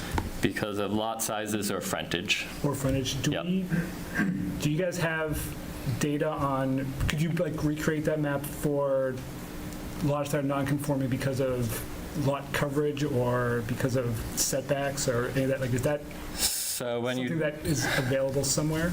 So when you talk about structure, right, there's a difference between non-conforming lots and non-conforming structures. And when we look at MBTA communities compliance, we're talking about the lots themselves to get them into compliance. Non-conforming structures are likely to exist even based on our proposed zoning controls, and they're held to higher standards than a by right development, so they still have to go through a special permit process for an addition through the ZBA or similar. So it's harder to have structured data, I guess, based on our GIS. We don't have, it's harder to input. It would take a rigorous amount of plot plan reviews and other to find exact structural data on the lot that sits on the lots themselves. So we don't have it yet. We can try to, it's tough. I don't want to say we could. Really old I was thinking that if people are concerned with neighborhood character, it might be useful to say, in this area, there's half the houses already don't meet the setback. Right. That is most certainly a relevant point of discussion, and you're right. A good portion of structures are non-conforming. I just don't have the number exactly. Okay. And then my other question is there a minimum size for something to be considered a unit in this? So if you had a really small lot and with setbacks and parking, whatever, you could only build 1,000 square feet, call that a 4-unit, and there'd always be, a little.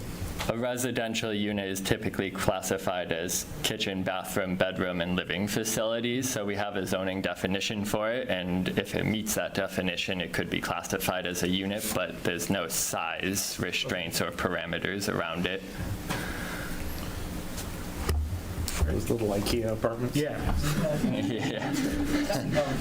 So I just wanted to confirm, you guys is it a final decision that you're going to just look within the half mile around to put all of the required MBTA units? You're not going to say, because I thought MBTA communities said, well, we have to have half of the units within a half mile, and then the other half can be somewhere else in town. Yep, they do. We have to have 50% of our requirements within the half mile, and 50% could be located elsewhere.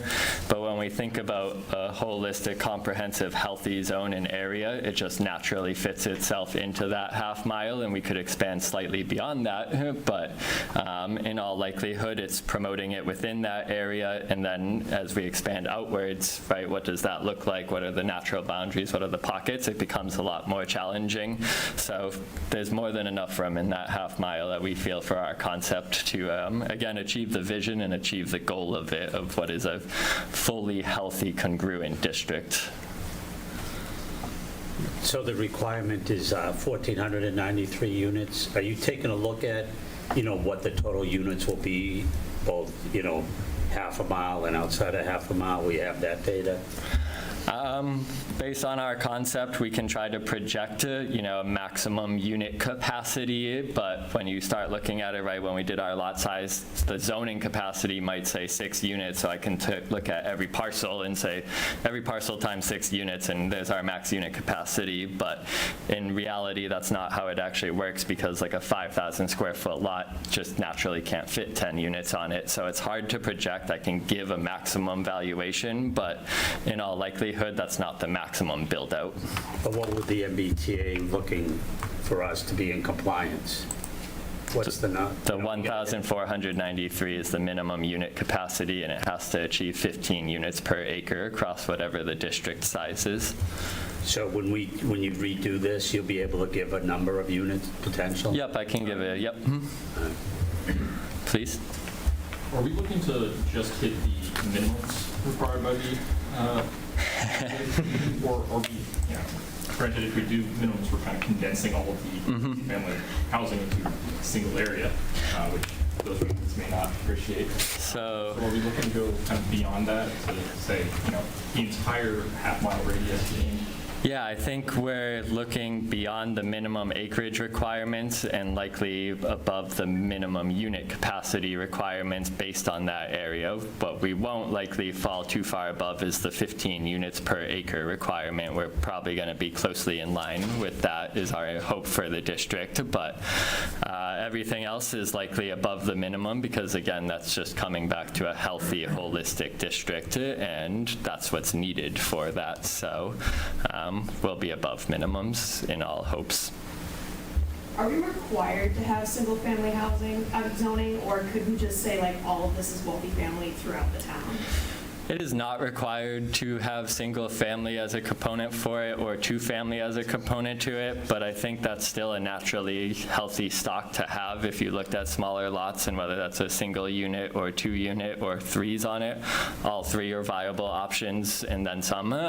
So I don't think we want to restrict single family development given our new parameters that we'll see, but it is a good question, and so I appreciate that. Joe? We had a question from Joe McDonough via the chat, which, Joe, do you want to unmute, or you want me to just... I can answer this question. His question was, has there been any assessment of total infrastructure impact, water, electric, et cetera? I have talked to DPW and others on this, so we are more than confident that water is okay. We're more than confident that electric should be okay as well. Sewer, it really is a harder conversation because sewer is impacted by the built environment, so it's something that we have to kind of see naturally over time. We're going to run a study likely based on that maximum unit capacity and try to project some sort of elements to it, but it is something that has just a longer term vision to it in the built world. So sewer, I think we'll keep a closer eye on, but in confidence, what we have now for capacity is adequate. Actually, my own question. Sure.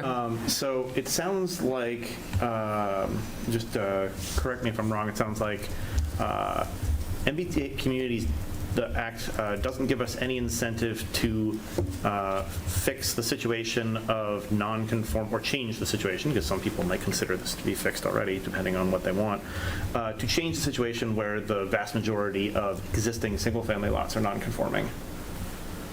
It sounds like anything we do to single-family is irrelevant to MBTA communities. Is that? Yeah. Well, so you have to have the use of multifamily allowed. So, okay, but I'm thinking in terms of, because I saw the proposals that proposed, a new district, and then obviously most of S15 would remain. Most of what remains would still be non-conforming.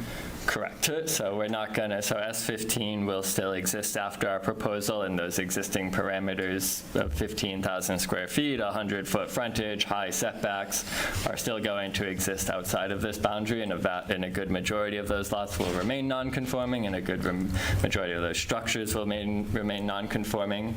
I think we'd love to tackle that in the near future and see what we can do as a town to promote and relook at that, but in this effort, it will be the next steps to follow. I would just add to that as part of this process, we're kind of collecting guidance about other outcomes people are interested in, right? Like people have asked about affordable housing.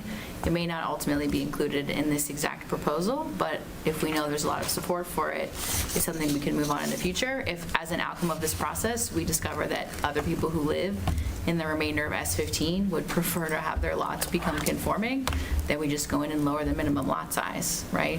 There are a lot of there's information, right, that we've been gathering as part of this process. A lot of people have said, why don't we just make ADUs by right everywhere in Reading, which is another kind of piece of information for us to consider. Right now, we're really focused on the compliance with the law, right, for a good reason. And then we see these other pieces of information we're gathering as potential phase 2 and phase 3, where now we know there is support for them, and we can come back once we have our original, like this district in place, and say, all right, now let's revisit Business A, let's take a long look at affordable housing, let's, adjust S15 if we want. So we love hearing the feedback, I will say that. Thanks. Chris? Thanks, Andrew. So on a prior slide was the zoning regarding what town meeting had passed back in May. And the consensus was that you didn't want to go against town meeting, it wouldn't pass or whatever.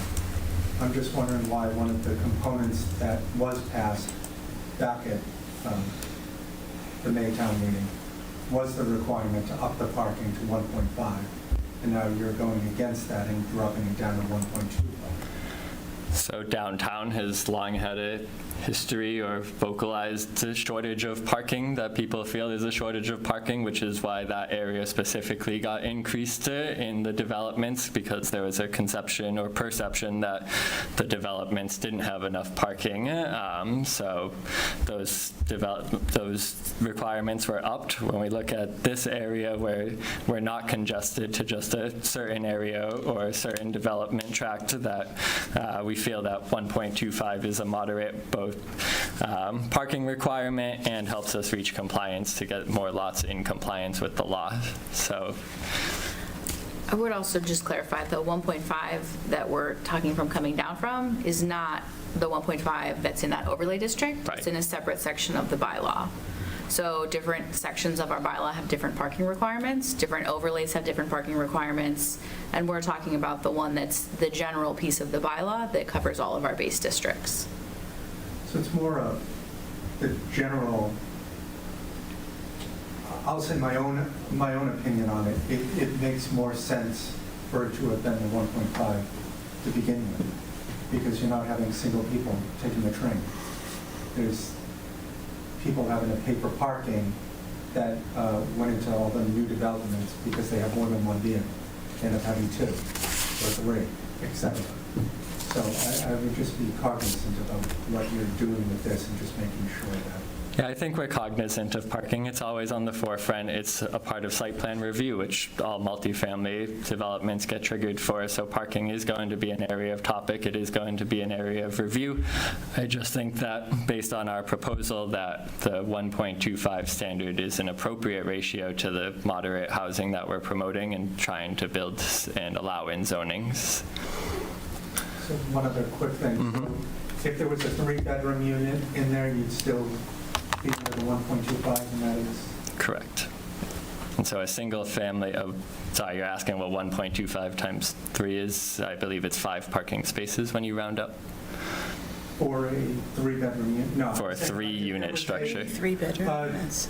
A 3-family, you know what I mean, with 3 families. Yep. So how many parking spots would be 5. required for a 3-bed? 5. That seems somewhat. I will personally admit I live in a triplex that has 5 parking spaces, 4 even, and we have more than enough parking. Yep.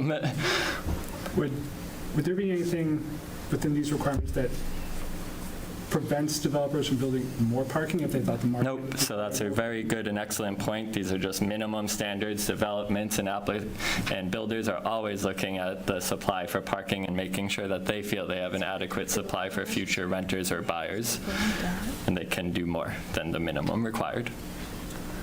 Thank you. It looks like there are some direct messages popping up in the chat. Andrew, can I make a comment? Yep. So if you look at it from a financial perspective, when let's say if this goes forward, first of all, the single family, you don't know how many of them will transition to a 3-family. So that's that. But the ones that will, if you look at the tax, on the taxes side, once you build, the value on that house, it's not going to go down or it's not going to stay the same. It will definitely go up So once it goes up, it increases the taxes that the assessment. Once that assessment goes up, it will never go down.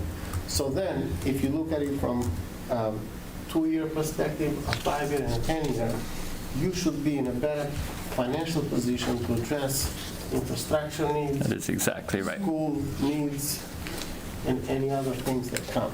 That's just a comment. That is exactly right, and I appreciate that comment. Thank you. Please. I know this is a bit tangential to the discussion tonight, but I'd be interested in your feedback if you want to share it now, or we can talk. And I think you maybe just made reference to it, but you folks may be aware that Governor Healy, in her administration, we have a new housing secretary from Massachusetts, Secretary Ed Augustus. They just came out with their first major proposal to increase housing stock, including significantly affordable housing stock. It's a very big proposal. It's now sitting in front of the state legislature. It's going to go through an extensive process in the months ahead. But one piece of what she's proposing is that all communities would have to allow accessory dwelling units, ADUs, so-called in-law apartments, by right. And I think you just said a passing comment about that, but could you just share anything about Reading's current situation or current experience or thinking around something like that, having ADUs by right? Absolutely. So I don't want any of this conversation to sound like Reading hasn't done anything for housing. You have the most successful 40R district in the state. We reformatted the ADU bylaw in 2017, and since its reformatting, we have seen quite the uptick in ADU applications. We allow some by right if it's new floor area. It is a special permit through the ZBA, but I think since 2017, we have over 25 to 30 ADUs being built across the town, and all have been positively received. So we've heard from other communities that they like to use our ADU bylaw as a model for where they're going with theirs and some parameters in it. So it's been very successful to date, and we would like to keep that success growing forward with the state. Do you know if it would be in compliance with what the governor's proposing? I don't know to date. I haven't yet done a deep dive into that yet. I don't think so, based on some of our existing controls around it, but overall it hasn't been too restrictive in Reading. I'd appreciate maybe as a follow-up your feedback. Yeah, absolutely. Thank you. Thank you. And general, any other feedback, not just the town staff, but other folks you want to share about what the governor's proposing would be very welcome to me and also to Representative Haggerty and Jones, I'm sure. Great. I appreciate that opportunity. Sounds like that might be it. Yep, I don't see any hands on Zoom or anything. One last question. There was a discussion, I didn't follow the whole, forget how it resolved. There was a question of whether we were a commuter rail or a bus community, and one of them had higher requirements, and I think we settled that. We're commuter rail. We're which good. is better in terms of requirements. Better, yes, of less stringent requirements and a longer timeline. Thank you. Yep. I appreciate everybody's time. We do have another presentation tonight, so. Thank you very much.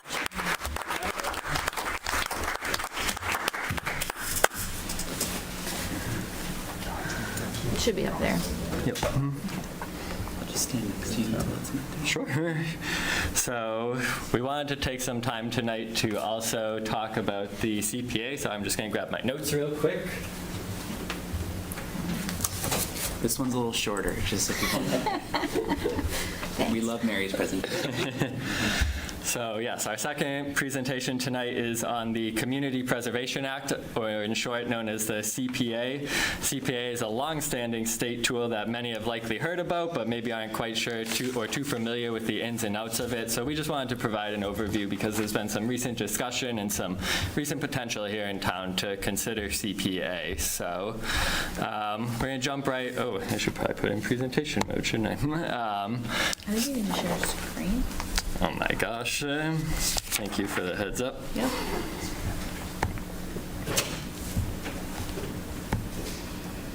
Boom, boom. So we just wanted to summarize very quickly what the CPA is, and what it is it's an allowance that the town can choose to approve, thank you, as a local property tax surcharge that is approved by the town itself in order to provide direct funding that supports the purchasing, the improvement, or the development of 3 main areas, and those main areas come down to open space and recreation, historic preservation, or affordable housing. So many of these areas are considered important elements to the character of a town and deserve thoughtful consideration for their use and their preservation. And while existing property taxes are traditionally meant to support funding of operating needs or maintenance or other areas of town, CPA provides a direct funding source through tax that is able to help preserve and improve these important virtues of the town. So it's well worth looking at. When we look at it, the property tax surcharge of CPA can range anywhere from 0.5% to 3% on a property, but there are certain exemptions that can be allowed in the CPA tax. So exemptions could include the first $100,000 of assessed property value, both for residential and commercial properties. There can be exemptions for affordable units or low-income families or those on fixed incomes like seniors. And there's other existing property tax exemptions that the town may have that could also apply to CPA.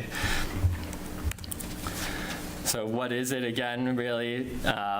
It's a tax that helps promote these 3 areas, and importantly, the state will help provide matching funds to CPA communities that have adopted this surcharge. Matching funds are collected by the state through their registry of deeds and some fees that they charge there for collection and market. So its distribution varies every year. The state match it, so it's hard to give an exact number of what that could look like, but all in all, there is a state match for CPA funds, and there's a robust process and determination for the review and distribution of those matching funds. I would also note that every year a CPA community must dedicate at least 10% of their funds to one of those 3 main areas, and that's 10% each, and then, I didn't mean to skip ahead, the remaining 70% of the budget may be allocated across either of the categories, any one of the category, or a mix between. So there are some parameters around there that the state uses to ensure that those 10% are allocated and properly placed, and they also provide many recommendations for a town to use to ensure that they remain in compliance with that model and to ensure they're actively and properly using their CPA funds and meeting the schedule for CPA. So we wanted to take a second of what that means in Reading. So we wanted to just provide an estimate of value. So we took a look at the average single-family home value, which you see here at $766,834, assessed single-family home value. We added the $100,000 exemption that the town may or may not apply if they choose to adopt CPA in the future. Look at that net house value surcharge, and then apply our property tax rate, and then we get what is the amount subject to the surcharge. And we provided an estimate here of a CPA surcharge rate of 1% on the average single-family home, and when you look at that, that's an average annual tax of $84 for the average priced home. So when you look at that over 9,000 to 10,000 units in the town, it can add up pretty quickly, but I would just ask that you keep in mind of other exemptions that may be applied to CPA if we were ever to adopt it. So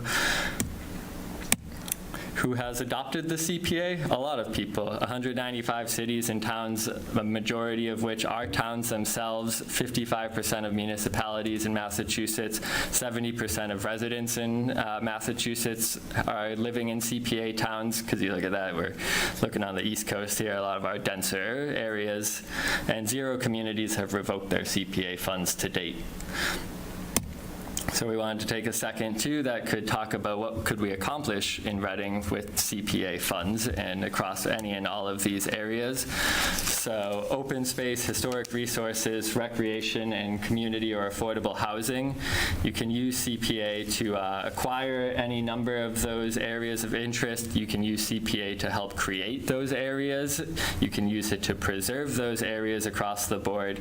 And you can also use CPA to help provide direct support to like community housing or affordable housing or your housing authority, which we'll get into in a second. And CPA can also be used to rehabilitate or restore open space or historic resources that you may have and need these improvements to remain viable. So open space across the town, if we were thinking about CPA, just a few local examples that it could be used for. The Walkersbrook Stream Bank, preservation-wise, we could use it for erosion control to make sure that we're promoting a healthy, natural, vibrant stream and that is meeting the intent of its natural ecosystem. Lobbs Pound, I don't know how many are too familiar with that. It's an area in the town forest. It's a historic open space site. It could use potential improvements for canoe landings, maybe resting areas, shading, picnics, benches. CPA could help improve that area in the town forest. We thought it could help potentially consider the acquisition of, we recently acquired Lot 5 on Grove Street through town meeting. CPA could have been an element of funding to help purchase that land and use it for open space or use it for that connection to the open space of the town forest. That is our intent. So CPA really could have helped in that effort. We can look at trail and boardwalk sign improvements, signage, bridges, kiosks across any number of our open space and conservation areas that we do a hopefully good job of promoting and using across the town. There's a lot of good open space, and we could look at invasive species management. We've seen down other town projects through the CPA site, and that's an important element, again, getting back to natural, healthy ecosystems. Recreation, a bit different. I know they're kind of played hand in hand sometimes, but CPA could help fund playground, park, and field improvements across the town, any number of the parks, you name it, designs for them, plan support for them. You could look for infrastructure like new turf, play structures, repaving of their lots or tennis courts or pickleball courts, I guess. Lining, fencing, irrigation, seeding, drainage, all of those can come into play in CPA. Facility upgrades like sheds, dugouts, restrooms, snack shacks, all of these areas. Safety and health, tree removals for dead or dangerous trees, tree planting or shade for healthy environments for people to rest at in benches, and lighting. ADA and utility improvements, which can be a substantial cost, could be covered by ADA. And community garden improvements. We have a new community garden at Matera Cabin. If you haven't seen or heard about it, I encourage you to, and we could use it to keep continuing to upgrade that area or potentially develop a new community garden across the town. Historic resources, when we look at them under CPA, we know that the Pleasant Street Center is a good topic of discussion for CPA. It's a historic building that is in desperate need of some help and support. CPA can help improve its ADA accessibility, utility upgrades, facade maintenance or improvements.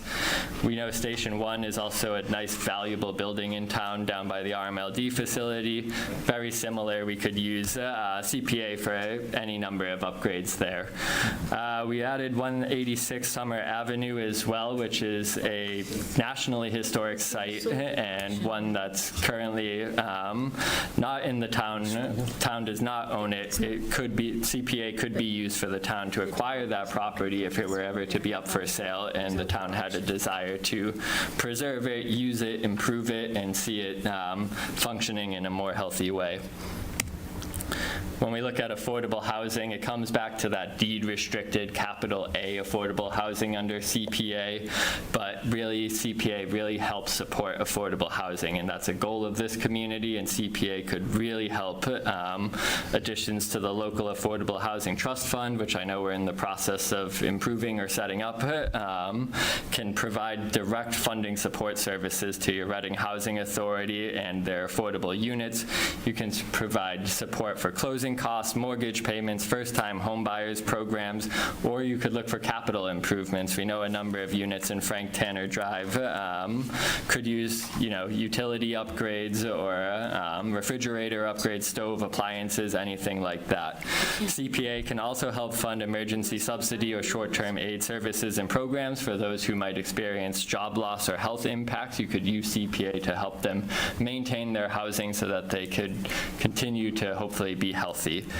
It can also help fund pre-development, construction, or consulting services. So again, maybe when we look locally in town, that comes back to the Oakland Road parcel. If we ever wanted to re-explore affordable housing there, could help do a community engagement effort potentially, or could help look at the programs that might support that development, or if there's any other site needs like surveying or analysis that could help.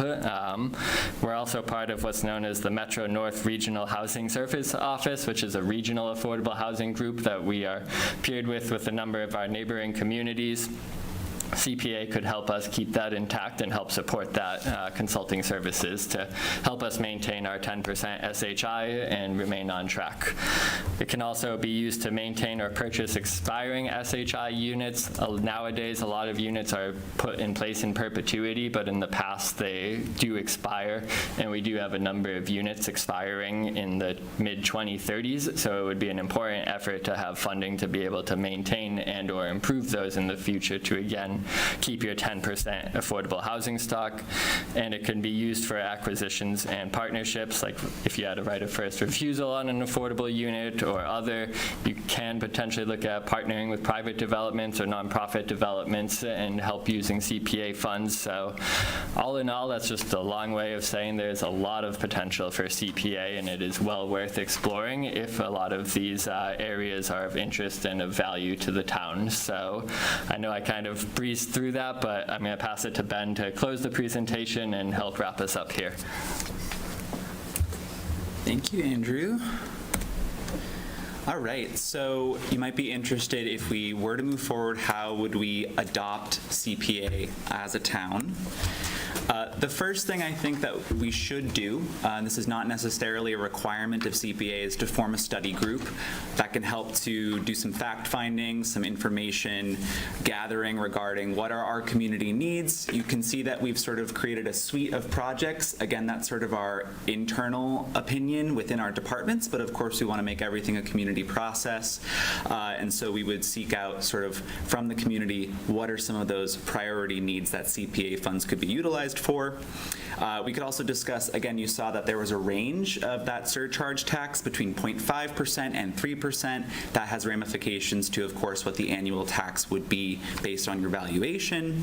And then we could look at outreach strategy to the public, residents, presentations at town meeting, thinking about the broader community, thinking about that blend of needs between all of our residents and all of our interests. And the goal overall of a study group, if we were to form one, is to gain consensus. And it's to gain consensus around the necessity for adopting CPA based on those community needs, based on those priorities that we hear, and then also the composition and role of a community preservation committee. So I'll talk a little bit more about that. You might be interested sort of who are the stewards of CPA funds, and it would be a community preservation committee. I will mention that it always needs to be voted upon, but it's just that the Community Preservation Committee helps to assign funding in a way for presentation at a voting legislative body. And finally, again, overall, the consensus around what types of projects could be funded. Once we complete that process, we would then vote. And so with anything that we look to vote upon, that would occur through a passage of a ballot. If you're familiar or not, there are two ways in which this could be placed on a ballot. The first would be a vote during town meeting, so someone would assign it as an article, or we could have 5% of registered voters sign a petition. So if folks are watching and are really interested, you could play a part in sort of bringing that forward onto the ballot and enabling us to utilize CPA funds. So how do we oversee and spend CPA funds? This is getting into sort of the nuts and bolts of what a committee would look like. So we would establish a community preservation committee. there are very specific ways in which you are meant to establish a committee based on state legislature. This is sort of via Community Preservation Committee bylaw/ordinance. It has all of these sort of parameters in what you need to have your committee consisting of. The first is 5 statutory members. I modified these to sort of reflect what our departments and entities look like here in Reading, but these capture sort of the essence of what you're looking for. And it is a blend across the project types, so it ensures that there is some equity in that decision-making process. So Conservation Commission, CBDC, the Reading Housing Authority, Parks and Recreation, and the Historical Commission. If a community feels that that's not a good enough composition, it doesn't represent the most sort of rigorous cross-section of interests, you can do 4 optional at-large members. These can be appointed or elected, and it is at our discretion to sort of decide who would be those 4 at-large members. And I should mention that it's a maximum size of 9. So you could have 5 and then up to 9. The roles of the committee are pretty simple. It's to assess the community's CPA needs on a regular basis, so that can be monthly, quarterly, probably not just annually. A continuous meeting process is ideal. To accept and review project proposals. So project proposals can make their way via departments, it can make their way via public interest, and so the role of the committee is to accept and review those project proposals, and those proposals would go before a voting body. It's to get input from the public and boards and committees, and then it's to recommend CPA projects finally to town meeting/the select board. And that is the end of the presentation, and we'll open up for questions. Thank you. Thank you. Yes. So what I heard, I think it was Andrew talking earlier about things we could do with the CPA money and mentioning, doing repairs on like the Tanner Drive units, but I was just a little confused because at the start of the presentation, there was this table with, I'm scrolling up to it, with the green check marks. Yep.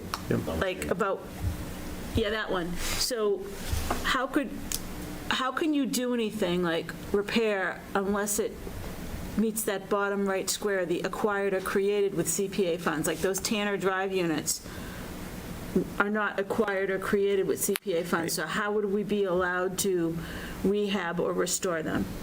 Yeah. Yep. These are just example projects. There's also, I was speaking with our Conservation Commission agent, Chuck Tironi, about this, and there's some flexibility with CPA funds. This table is meant to be a guide. There are some very specific things within it, but again, these are sort of example projects, and ideally it would be that sort of neat sequence of acquired or created with CPA funds. That being said, some of those categories, those eligible actions, they kind of create some gray area for interpretation. So you might be creating something with some of those rehabilitation or some of those renovation procedures. Yeah, I'm trying to understand the difference between preservation versus rehab and restoration. Preservation sounds more like and natural environments, maybe more than, but you could say I'm preserving a building, I guess. Yeah, so preservation can come in like conservation restrictions, or there are historic preservations on historic dwellings as well that you can place on them. So if you were to acquire a property, you could likely look to do a preservation restriction on it. And as Ben was saying, there are unique elements to use CPA to partner with your housing authority and grants or your housing trust for them to help be able to use it. So, but yeah, it just seemed like it sounded like you had to buy it in the first place with CPA money to be able to rehab. No, I get that. There's a lot of challenge to every application that we would have to vet as they would come in. This is an oversimplification probably of the actual table, which is all the way at the end of this presentation after the question slide. We'll circulate it, and I think it's worth a read to kind of really understand what the nuts and bolts are and more of the specifics here. I see a question in the chat, I think. Just Joe McDonough in the chat. Where do other peer communities stand in terms of CPA adoption? So we did have a slide on that. I'll go back to it. So we have 195 cities and towns. This map is, it showcases sort of who has adopted it, towns and cities. I'm sure there are some that are currently within the process. I believe Winchester is in this process right now, and I'm sure many other communities are considering it simultaneously. We could certainly look and see who else is considering it right now. Okay. And I could be wrong, but didn't Reading reject this at town meeting like years ago? Is that In the early 2000s. It went to the ballot in 1990, I think. It failed 49% to 51%. Yep.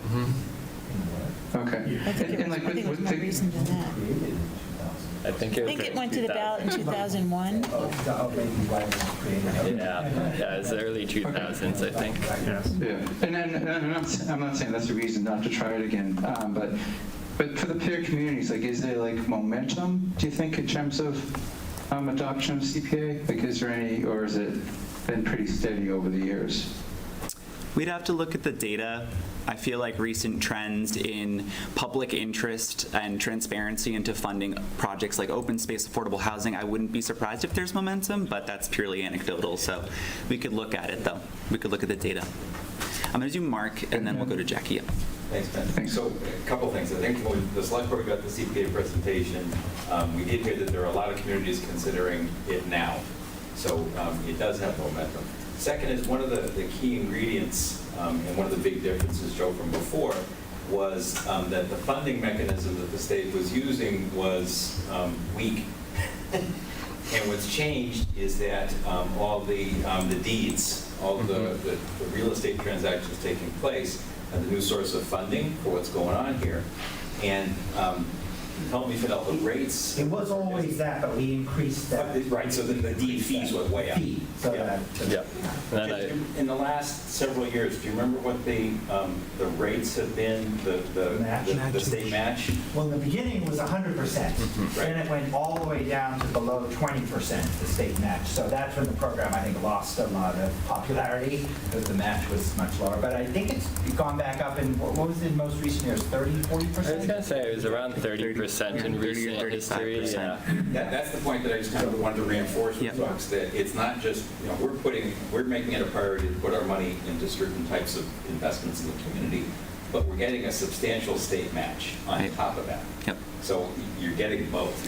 You're setting your priorities and you're getting a nice big state match on top of it. What I can add is because so many more communities are in, so many of my colleagues, have an incentive to support the program.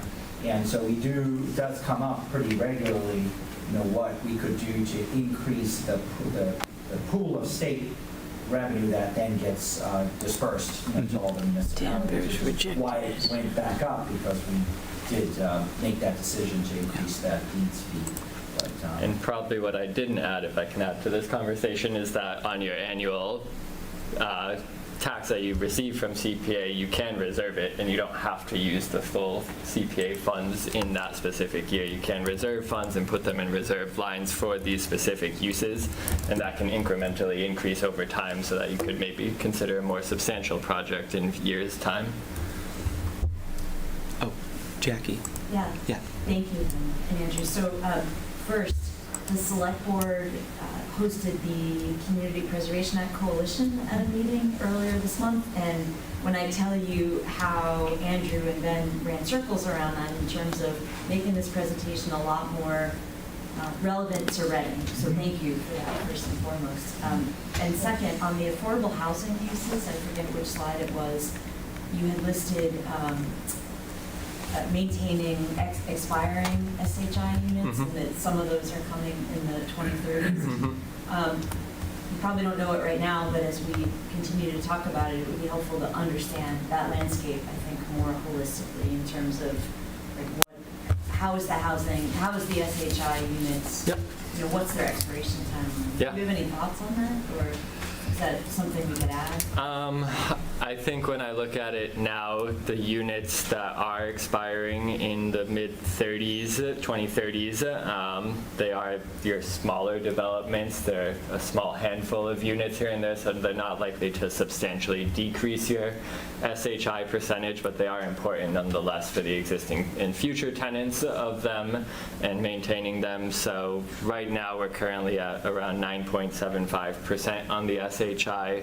We're working to see if a few developments that have been previously approved can apply for building permits to get on the SHI and get us back over 10%, which they would do if we can get them to apply for a building permit. So working towards that, but yes, good question, and I can try to provide some more detailed notes on our SHI and which units could potentially expire in a time frame and where they are and how they've typically been preserved in the past. I see Karen Herrick has had a hand up on Zoom for a while. Yeah, I'll ask after. Yep. Thank you, Chair. I would agree, this is a terrific presentation. Thank you for thoughtfully going through and really identifying so that we have it in a handy place to show folks what we could use this for.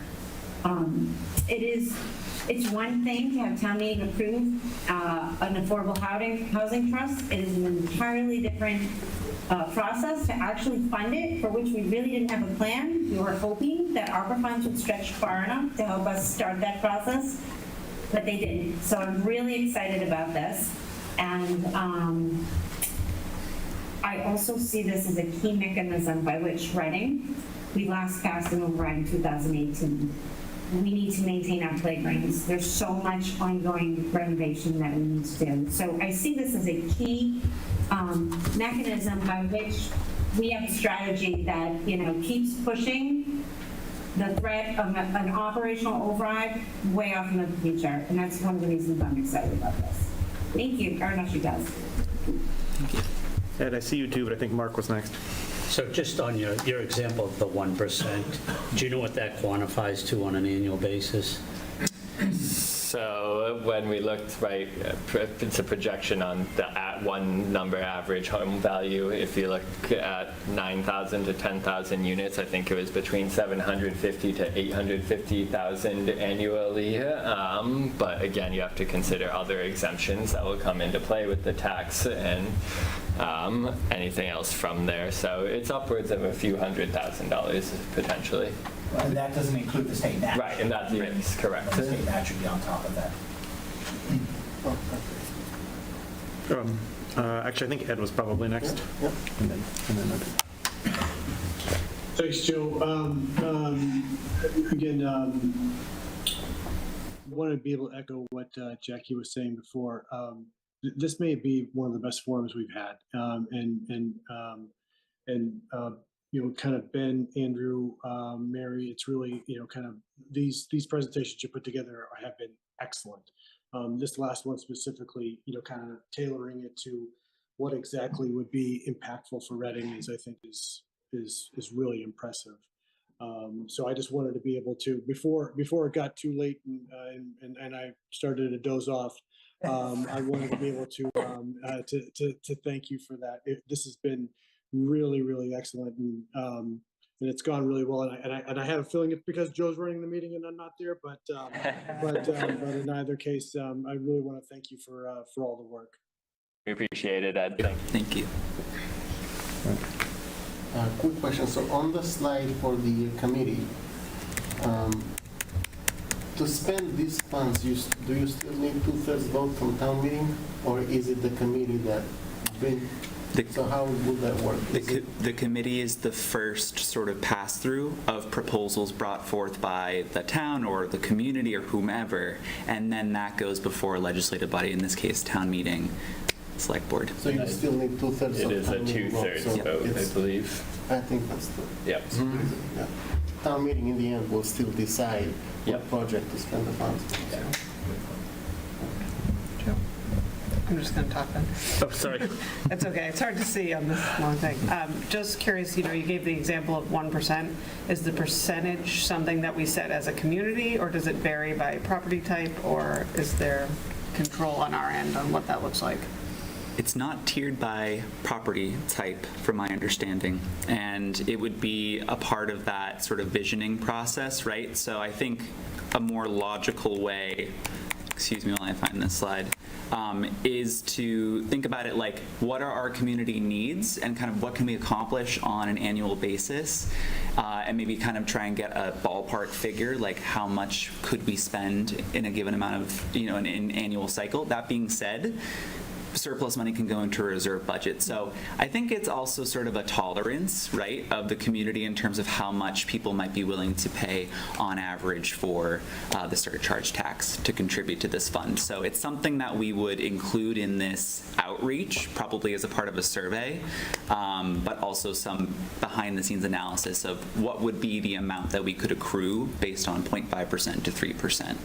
And I do think those with higher surcharges can sometimes be eligible for higher match components from the state. So when it goes to the ballot, will people have a sense or Yes. a figure? Yes. It'll be prescribed. Can I ask just a quick follow-up on that? Go ahead, sorry. I also want to respond to Emily, but go ahead. Is there if we want to change that percent, is there a mechanism in the law to do that, or can we set up how that? Does it have to go back to the ballot, or can town meeting change it? My comment is Jackie's comments about the presentation notwithstanding.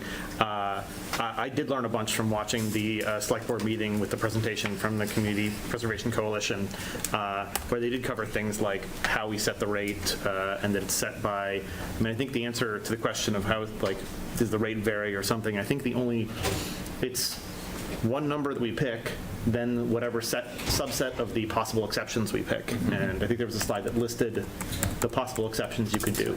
So you could exempt all commercial property, you could exempt the first $100,000 of commercial, first 100,000 residential, et cetera. So it would be 1% of, or whatever percent. But I think that was another thing from the presentation to the select board, is that they did mention that the 1% is not a totally arbitrary number. I think that's based in part on the what has been successful in being adopted in other communities.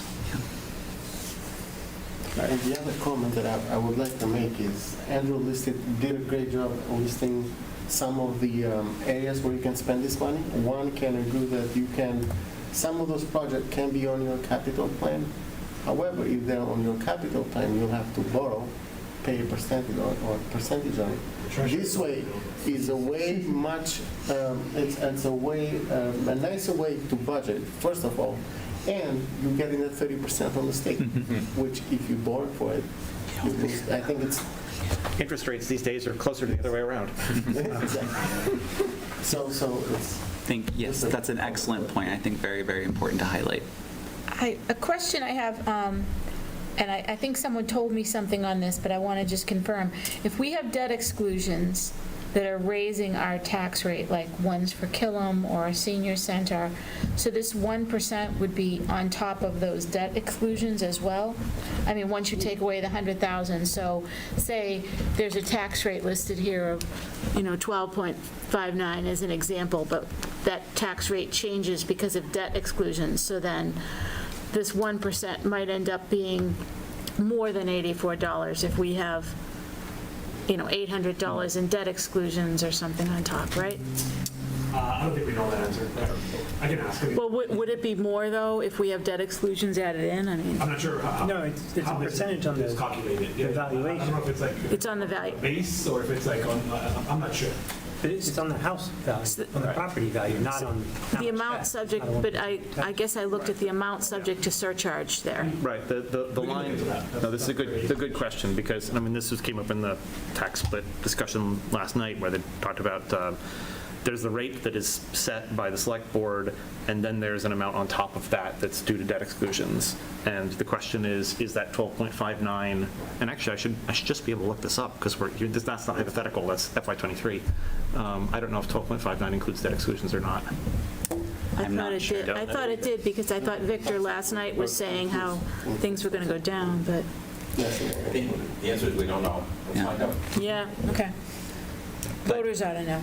just to reiterate, the benefit of a CPA and the surcharge tax is that there's a matching component and there's built-in sort of debt exclusions to it. So it's a little bit more nimble, I think, when we think about using taxpayers' money for projects, right? It's a little bit more flexible, and it helps to alleviate the amount of debt that we would go into on a typical basis with capital projects, right? So those existing ones will eventually fall out of debt, and if we were to adopt this, then we would have sort of this built-in revenue stream with matching amounts, so that stretches further, right?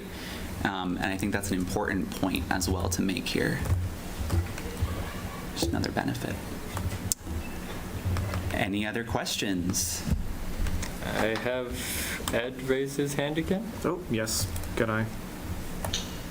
Sorry about that. Just one last thing. I mentioned it on the in the presentation. Is there a minimum that you have to spend each year, or can you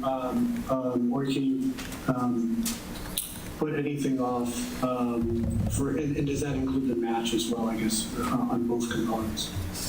You can bank all of it. So you can bank all of it, you just have to allocate 10% into certain line items that are reserved for the open space or historic and affordable. You can reserve all of it, you just have to separate, you should separate them into different line items so that you can prove to the state that you're reserving at least 10% of the funds in those accounts dedicated to those uses, and then you can put the other 70% in whichever reserves or use that you feel fit.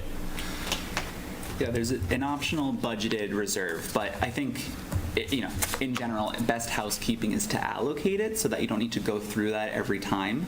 But you can sort of bank as much of it as you'd like to. But an important element to that too is once you put it in the reserves, like you have an open space reserve CPA, you can't take it out. Right. So important there to know.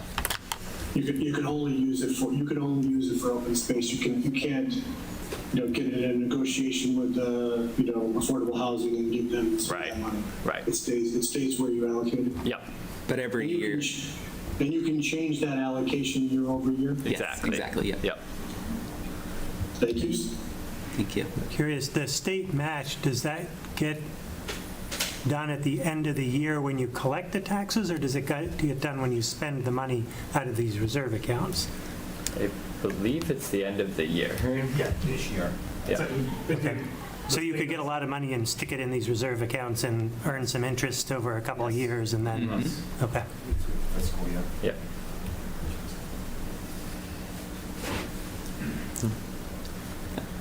Sustainable financing meets taxes, so it's good. I'm looking at the warrant report for the town meeting in a few weeks and counting how many of the articles there are things that could potentially, would be much easier conversations if we had the option of paying for them with CPA funds. So this is a timely discussion. Thank you guys very much for the presentation. Thank you all. Absolutely. I think with that, we're ready to wrap up. Yes, so there's a handful of FinCom business if people want to run away or, steal some of the cookies or something. Sorry, Ed, you can't have a cookie. Sorry, guys. Can I make a motion to adjourn? Oh, yes, let's go ahead and let So I'll make a motion to adjourn the select board. Second. Okay, yeah, Chris, thank you, Chris, for the second. And Sure. yes. Yeah, Karen? Yeah. Mark? Yes. Chris? Yes. Jackie? Yes. I imagine you need my laptop to keep it. Oh, no, you have your laptop. You can keep it online. Yes, that's correct. Okay. I'm gonna close mine down. So once we get down to this group of people, Ed and Joe can just unmute and it'll be fine. Yeah. Or Ed and Joe can just drop off. I mean, I certainly can't stop you. All right. Oh, that's good.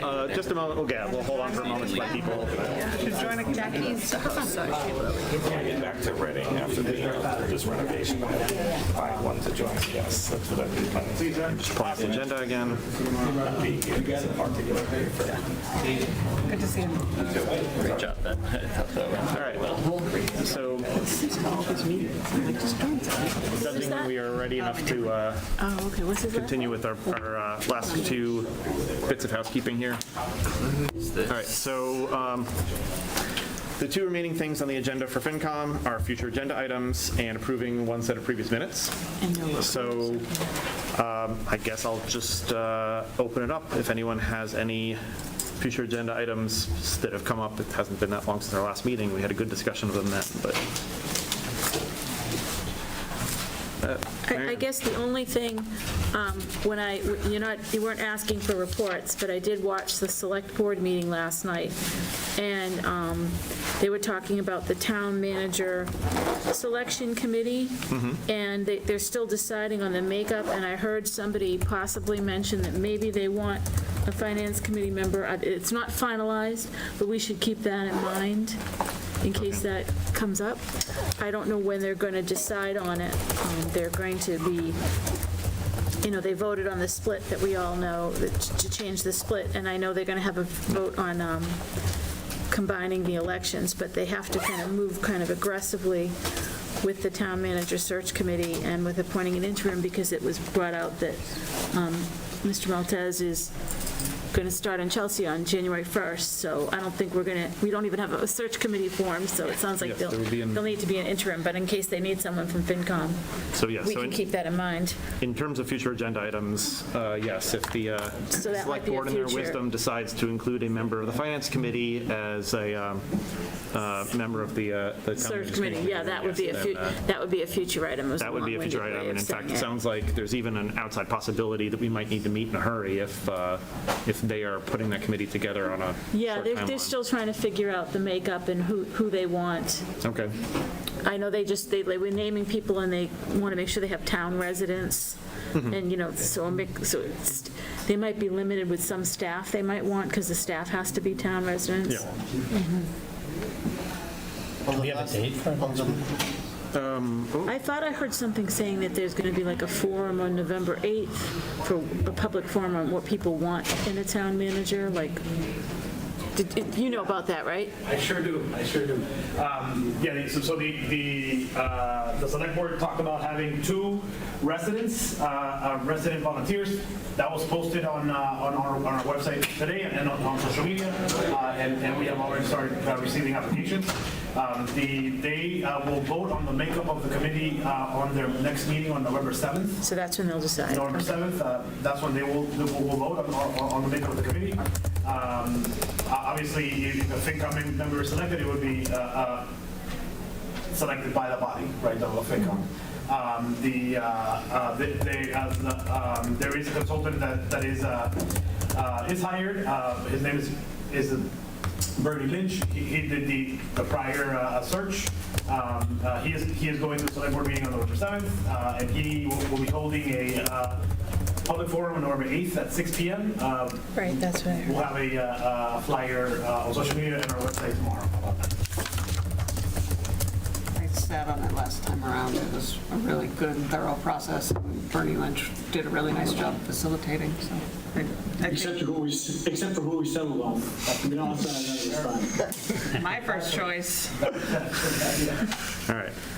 So yeah, that's a good question. Actually, I don't believe we have a meeting scheduled before town meeting.